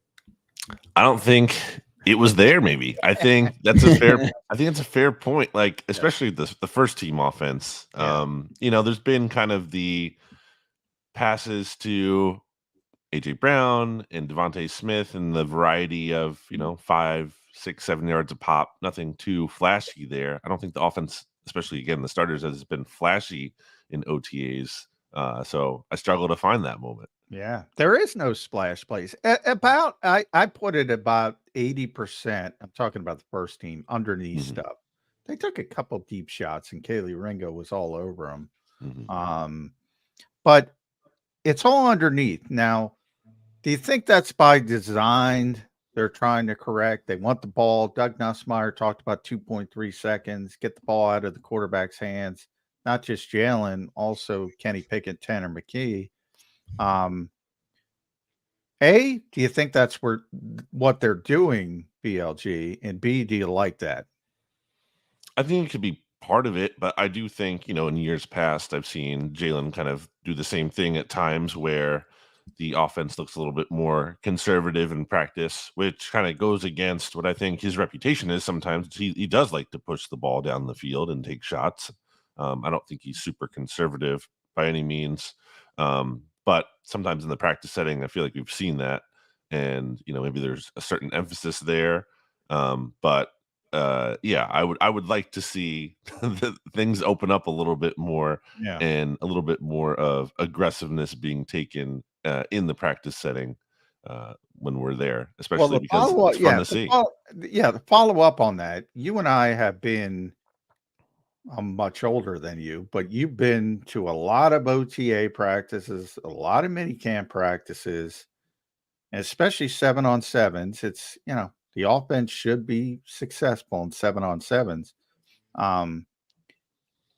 We usually see some splash plays in every practice from the offense.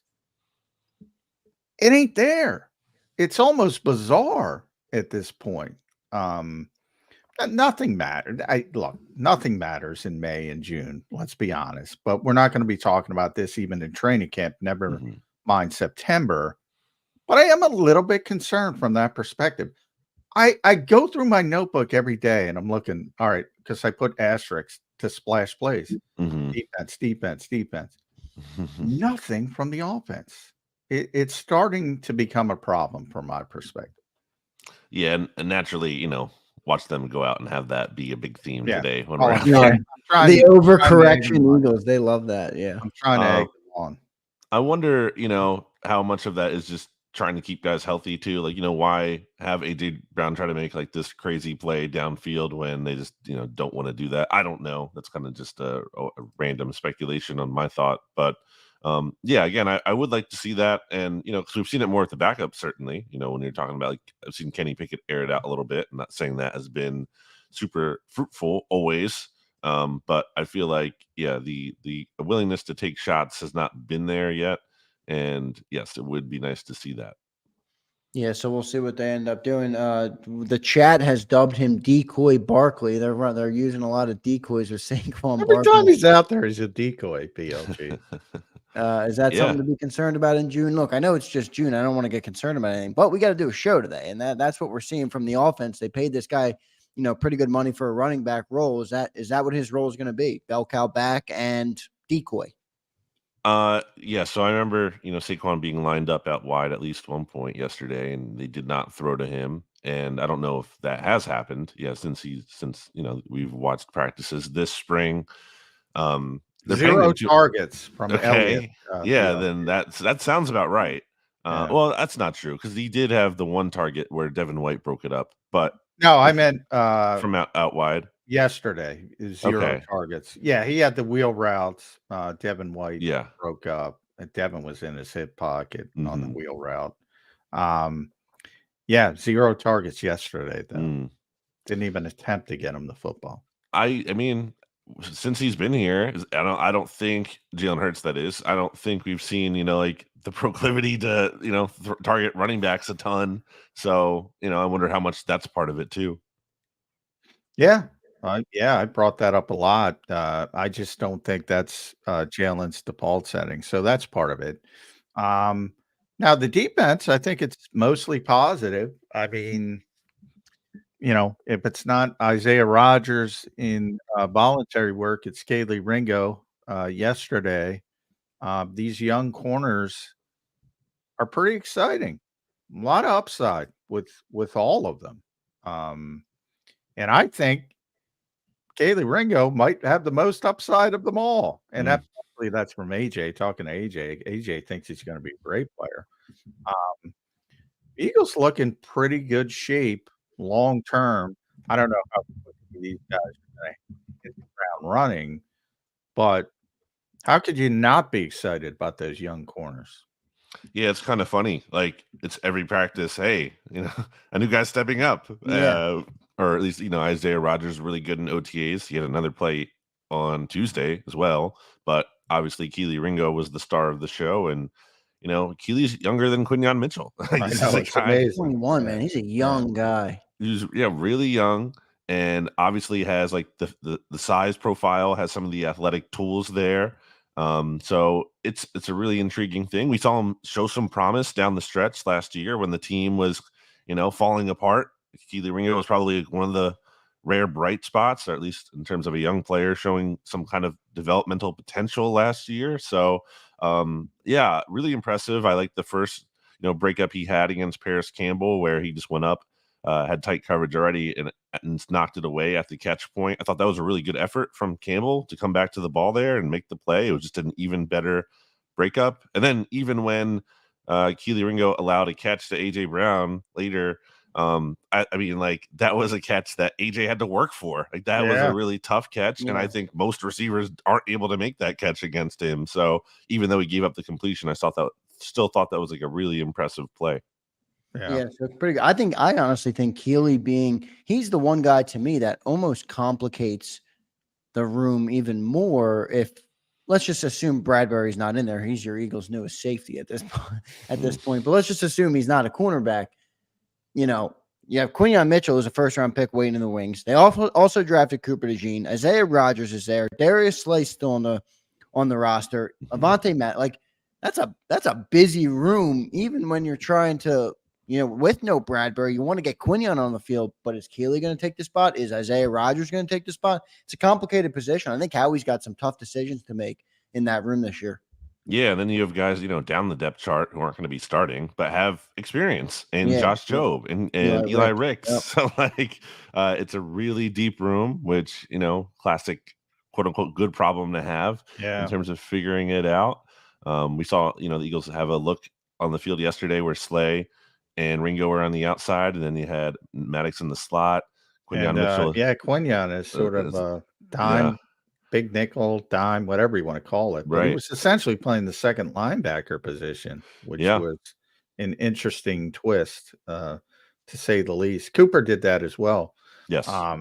So they're trying to get that versatility, which is interesting and I think very, very helpful. But yeah, they have a ton of, and even Josh Jobe, the special teams, they were working on those backed up punts, BLG. Josh Jobe did a great job on the one rep. And Quinyon Mitchell got the screen that for one poor rep. So when people say, oh, who cares about Josh Jobe? You don't want to cut that guy. He is that good on special teams. You want to find a place, but you have so many bodies. It's difficult. It's difficult. So I bring up that to bring up James Bradberry. What is the plan here? What are they Starting trying to safety, Johnny elevate? Mac. Are they trying to elevate his value? Or they trying to convince somebody else that, oh, look how versatile James Bradberry is? What is Howie doing? Typically, I agree with most of what Howie does. What are we doing? This is all for a day 3 conditional pick. What's the big deal? Just move on. It's weird, right? I mean, I was of the mindset, I think I even said that on last week's show, that I thought James Bradberry was going to be here in Philly this week, but wouldn't be practicing, would be sidelined with some kind of, fake kind of injury. So when he gets hurt, when and the million conspiracy theories, yes. Well, that was my honest impression. And look, I want to be fair to James Bradberry. I hopefully he isn't actually hurt, and I'm making light of it. But when I saw him go down, probably the earliest I've ever seen a player go down in practice. It was quick. It was quick, man. Yeah. I was like, that seems a little kind of convenient to me for all parties involved. So yeah, I don't really know what to fully make of that. And the safety thing, they are light at safety, so I guess, but also James Bradberry at his point in his career wants to make a position switch to be a backup on this team where he's not going to be a starting safety for them, obviously. Yeah. So I don't know. It does seem to me like a little bit of a ruse. Is that a clear directive from the front office, BLG? I mean, Vic Fangio isn't saying, "Oh, let's put James Bradberry at safety." He would probably use him at corner if he was allowed. I honestly don't know what to make of it. I really don't. It seems, and honestly, again, if it seems like a fake thing right now until he's actually out in the field doing it in team drills. I don't really know what is going on here. Well, from my perspective, and I just talked about a little bit with Josh Shope.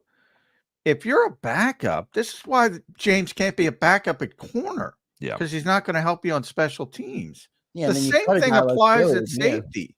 Yeah. If you're a backup safety, you got to play special teams. And he's not playing special teams. No.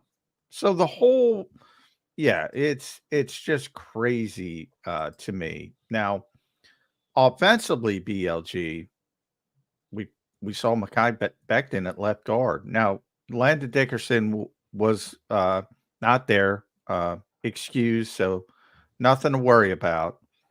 However, from my perspective, the fact that they're willing to use him at left guard says they're going to be willing to use him at right guard. So does this make Tyler Steen's future a little bit more interesting for you? I think it does. And I don't know if we should read into, the Eagles signing Max Sharping as well as, Tyler Steen not doing well or something. I don't want to be unfair to him, but I mean, they're signing another veteran guard with starting experience to add to the mix with obviously Hennessy as a backup. And now you have Mekhi Becton working in here with the starting lineup. The Eagles almost seeming maybe trying to find a spot for him in the configuration where, last week or last couple of weeks, he was at right tackle with Nolene Johnson there. Now he's working at left guard. Jeff Stoutland had talked about not necessarily wanting to rotate guys like they did once upon a time with the Jordan Mailata, Andre Dillard competition at left tackle. Yeah. So maybe this is that version of that where it's not so much Tyler Steen being rotated in and out every day or every other day at right guard, but rather giving Becton chances to maybe see if he fits in there. Yeah, it seems like it's guards galore on this team, especially if you're going to move Becton over to guard. I mean, who's the backup tackles if Becton's playing guard? Well, Becton's the backup tackle. Yeah, I know that, but I'm saying, let's just say for a second, hypothetically, he does fit guard. He can play guard very well, and he will be a better player than Tyler Steen, and they put him in there.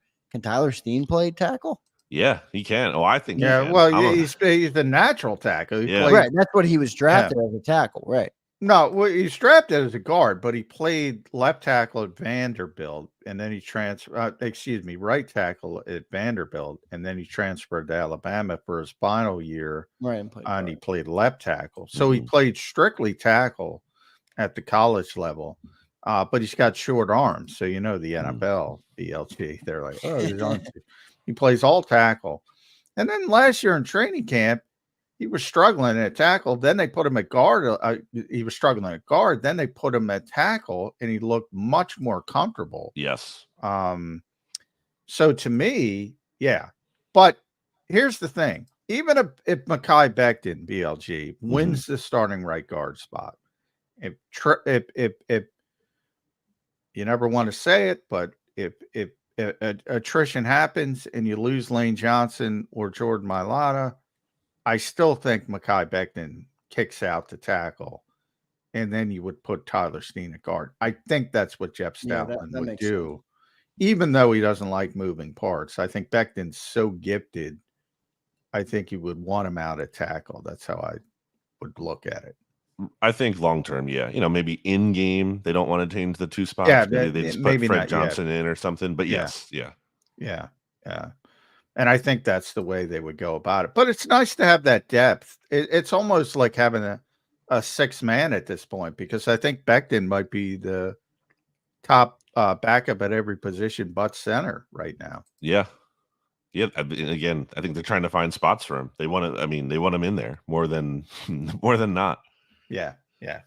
And he's Stout called him a fun player to coach, I think was the exact quote. So he seems to have taken a real liking to Mekhi Becton early in the process. We got 2 more days. And certainly guys can start to show up, but I'm still concerned about backup receiver behind AJ and Devontae Smith. Somewhat impressed actually by John Ross. I think he's shown he looks like an NFL receiver to me. Paris Campbell's been okay. And I think Britton Covens been okay, but they won't give him real opportunities.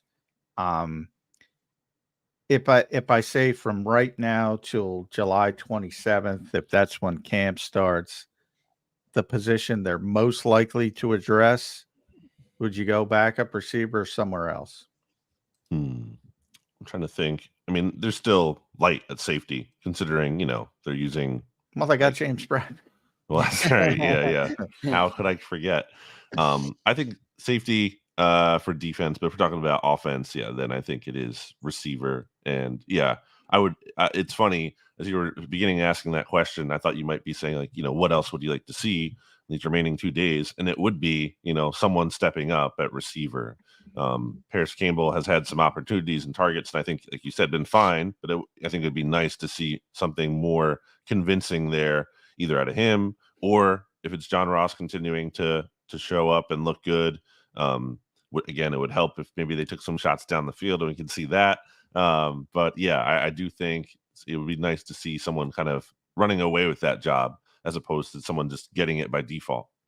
Yeah, BLG, we got right to the questions when you got on. I want to ask you if, to have the opportunity. Well, did anything stick out to you yesterday that we missed or that we didn't talk about or we didn't ask you about? What was your impression walking out of there yesterday? I mean, the Keeley thing, obviously, that was the big highlight, the big takeaway from he was the star of practice there. I think another thing that's, kind of been interesting here is on the depth chart.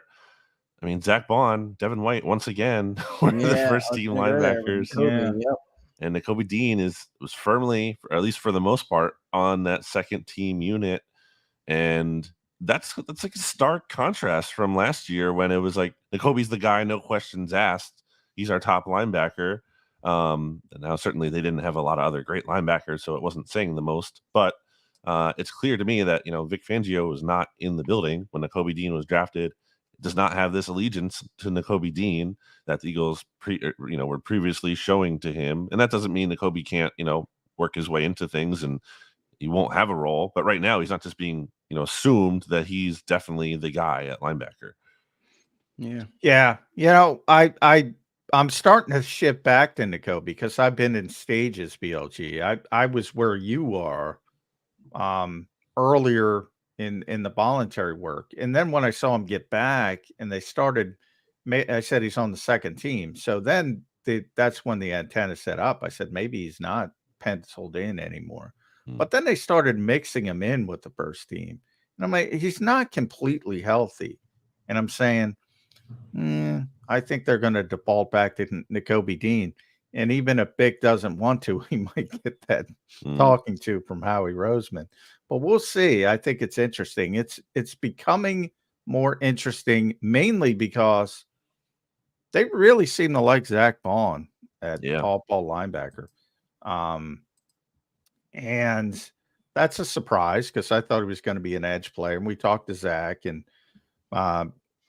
went about him 15 different ways if he's disappointed because it's, edge rushers want to be edge rushers. They don't want to drop into coverage and do all the stuff those off-ball linebackers have to do. But, he signed a 1-year deal, so it's a prove-it type of atmosphere for him anyway. I do think it's far more interesting now with Jeremiah Trotter Jr., these 5th-round picks, I warned people, BLG, there was such excitement about these 5th-round picks. It has not manifested early. Anaya Smith has looked lost. That poor guy. Jeremiah Trotter remains on the 3rd team. No indication he's getting off it anytime soon. And they're bringing in 17 guards because evidently the captain of the national champions isn't ready to step in like he's John Hanna or God bless rest his soul, Larry Allen. 5th-round picks disappointing to you or just normal 5th-round picks? Yeah, I think par for the course. I think people's expectations of rookies are typically higher than they should be just because it's exciting. You're like, oh, the Eagles drafted these players. You want to get excited about what they can be and their potential.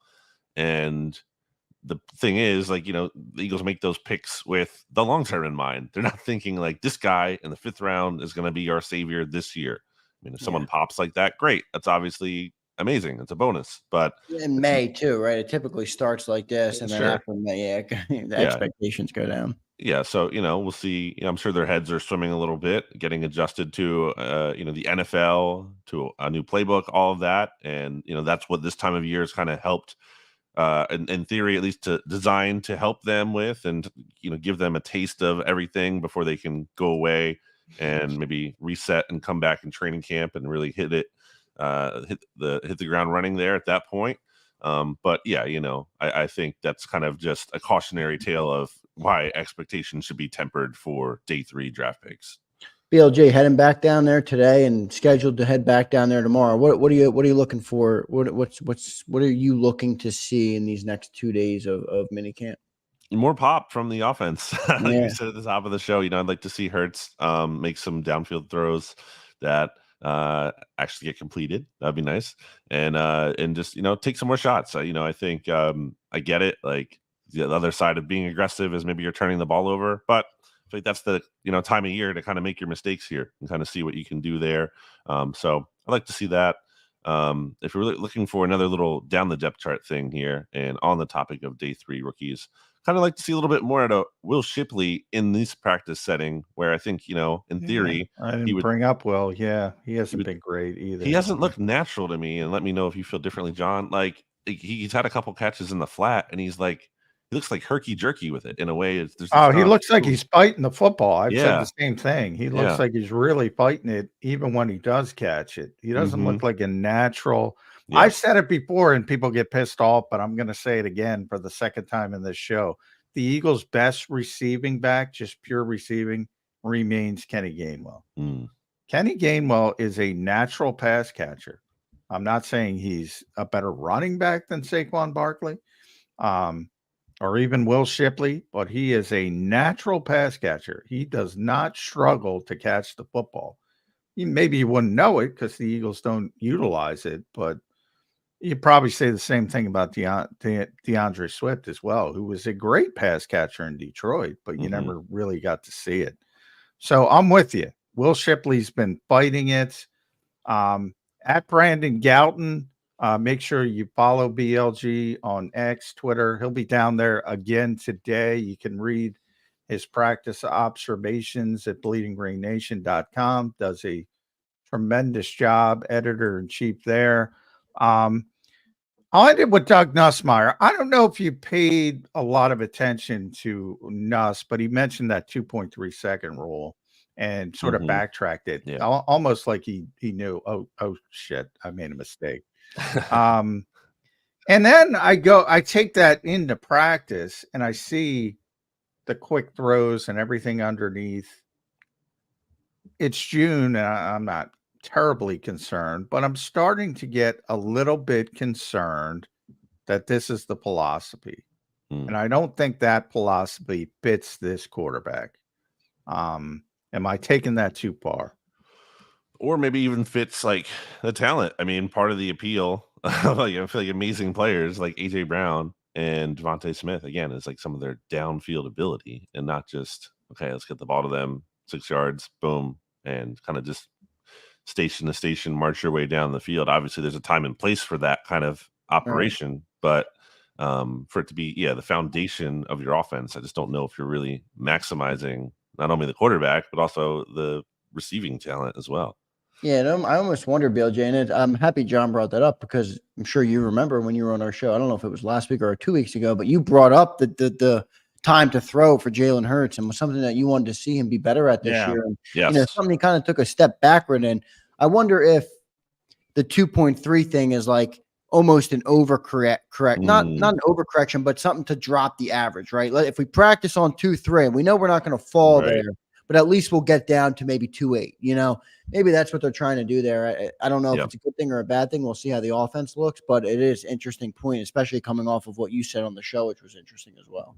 Yeah, that's a good point. I do think they're trying to speed up that clock a little bit. Yeah, definitely. Lower the turnovers and probably do some of that. BLG, thanks for joining the show, man. Make sure you guys follow BLG on Twitter at Brandon Galton. Read all his work. One of the best Eagles websites out there, bleedinggreennation.com. BLG, thanks, man. Thanks, guys. Thanks, bud. There's BLG joining the show, so we appreciate that. John, just 8 minutes ago left to go here on the show. I'll ask you the same thing I asked BLG. What are you looking to see? And I'm sure your answer might be the same as BLG. Yeah. Well, we're watching the same practice, and that's, so you get to see other people who are down there, and they're seeing the same thing. So, I mean, there hasn't been a lot of splash plays from the offense.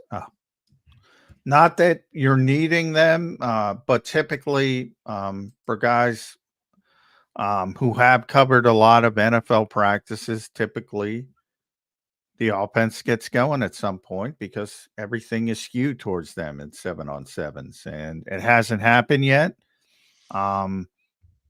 Hopefully it's going to happen before training camp, and there's 2 more opportunities. That's it. To want to see something from the offense and want to specifically for the first team, let's be honest. And there was something. Kenny Pickett had a wheel route to Kenny Gainwell. Kenny was wide open, overthrew it. There's been the first practice Kenny was very sharp in, hasn't been as sharp. Tanner McKee was probably the best quarterback day 1 of minicamp, and that was a bounce back. He had a bad day 2 of voluntary work. So he kind of bounce back a little bit, but I want to see the first team offense with all this talent. Overreact, but hearing that Tanner McKee was the best quarterback is not what I want to hear. I don't want to overreact, but I don't want to hear that. Well, and remember, he's going against third team. Yeah, the Eagles don't, it's not first team versus third team and all that. So, understand who he's playing with, what he's going against, and all that kind of stuff. But he was a little bit better. And that's why I just brought up the other quarterbacks to point out I don't really care. I want to see something from the first team offense. And it wasn't bad. It wasn't bad day 1. AJ, everything they threw to AJ caught. Devontae, everything they threw to Devontae, he caught except for the interception, which was Reed Blankenship jumping the route and tipping the ball. So it wasn't like they were bad. It was just underwhelming. It was underneath. It was easy throws. It was taking, because remember, the Vic Fangio defense is a bunch of zone. And maybe that's a good thing because they tried to push the ball into those zones. And now, at least in practice, they're taking the underneath stuff, and maybe that's a good thing long term. John, how did Devontae Smith look out there from a physical standpoint? I know you're not going to see much on what his abilities. We know how good of a player he is, but you didn't see him at OTAs. Just any noticeable change? There was a little talk that he put on some weight this offseason. Yeah, he's a little bit bigger. He's always been. I tweeted a picture of him out there. People, for Abante, he's ripped. Devontae, get Devontae and Abante. We talked about. Yeah, everyone's talking about Jalen Hurts being ripped. I'm like, I don't care if Jalen Hurts is ripped. What does that do for making you a great quarterback? I want you to be a great quarterback. That's it. I don't need you to be ripped, but everybody loves that. Yeah, I mean, Devontae's always in great shape. Yeah, he's one of those guys that he's slender, but like he fits his slender body, if that makes sense. His slender body's not.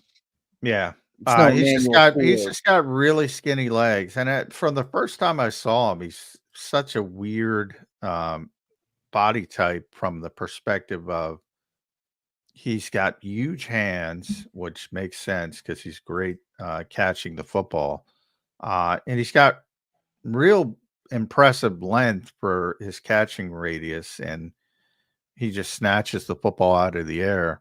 A very unique body type, but they list him up to 170. They used to list him in the 160s. He's definitely gained a little bit of weight, mainly in the upper body. I don't think he can do anything about those legs. They're so skinny. Some of that's genetic, yeah. But he's proven that it doesn't matter, so I'm not going to do that. That was like a rookie year thing. Everyone's like, oh, we drafted a guy at 10th overall. He's really small. I get it. I get why we talked about it. And there's more of those guys around. The league is going in that direction. Yeah, and he's proven it doesn't matter. He can produce at a high level, so I'm not going to get caught up on it. Just a couple minutes left to go in the show. Let's bring up Paul Mancini. He's always a great contributor to the show. He says, poll question, will Devin White be a starter over Nakobe Dean? We hit this a little earlier in the show. John, I'm going to hold your feet to the fire. What do you think? No, I think Nakobe Dean, barring injury, everything, will be the starting middle linebacker. I think Devin White is most likely going to be the starting weak side linebacker, but I do think there's a slight chance that Zach Bond could win that job, depending on what happens in the summer. But if Devin keeps playing like he's playing right now, he's going to be fine. And he's played well to this point.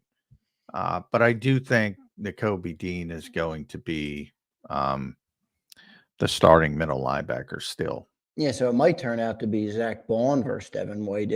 I think ultimately that's what the summer will be. He will be trying to hold up Zach Bond. Yeah, so we'll see how that works. Zach Bond's, evidently looked pretty good in practice. And Vic Fangio is high on him. So we'll see how it all plays out. Johnny Mac, good show today. I thought we recapped day one as good as you could recap day one. There's nothing we missed, is there? There is something. Because somebody just popped it up. Hassan Reddick is not partaking in Jets offseason. So for all those people, well, he's not getting a new contract. No, he wants a new contract. He always wanted a new contract. He's trying to get a new contract with the Jets. He was not playing here under the final year of his deal. So now you're starting to see some of the reasons why Hassan Reddick is not here.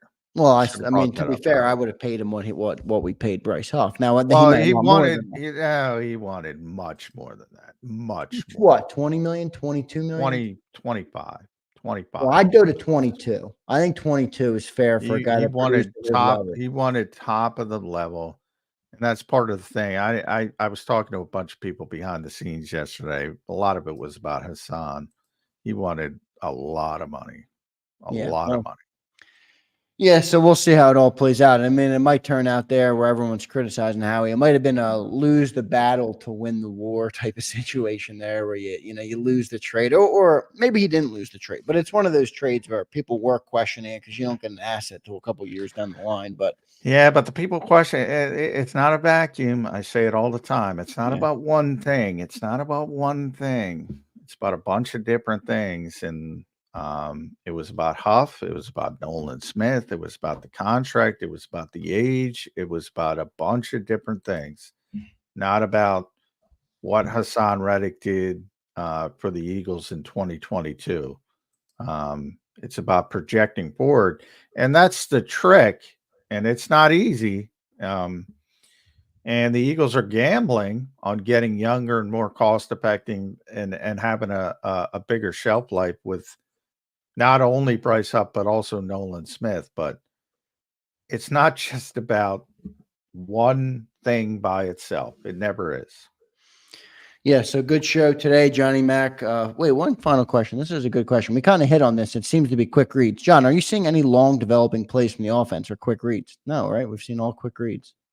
80% quick reads, yeah. Everything underneath. They did, like I said, they took a couple deep shots to John Ross and Paris Campbell. That was about it. Couple seam throws from Tanner McKee. But again, the first team been a lot focus on underneath stuff, getting the football out of Jalen Hurts' hand, and I'm not sure if that's a good thing or a bad thing, to be honest. Yeah, we'll see how they do it all. Richard Jackson tells me to shut up. Well, Richard, just hit the like button for me, and I'll shut up for you.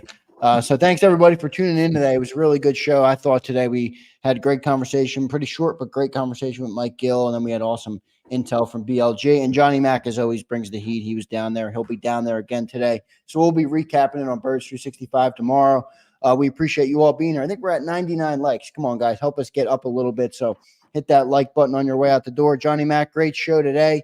Travel safely down there to NovaCare Complex, and we will talk to you on tomorrow morning's edition of Birds 365. All right, sounds good. Day 2 coming up. Everybody stay tuned. See you, everybody. Thanks for being here today. You've been listening to Birds 365, the destination for the passionate Eagles football fan who bleeds green. If it's Eagles football, we're talking about it. Debate inside the locker room and guests that are some of the greatest football minds from around the region. We hope you enjoyed the show. We know we had a blast. Make sure to like, comment, and subscribe, and we'll be back soon. But in the meantime, hook up with us on social media at JAKIB Sports. See you next time on Birds 365.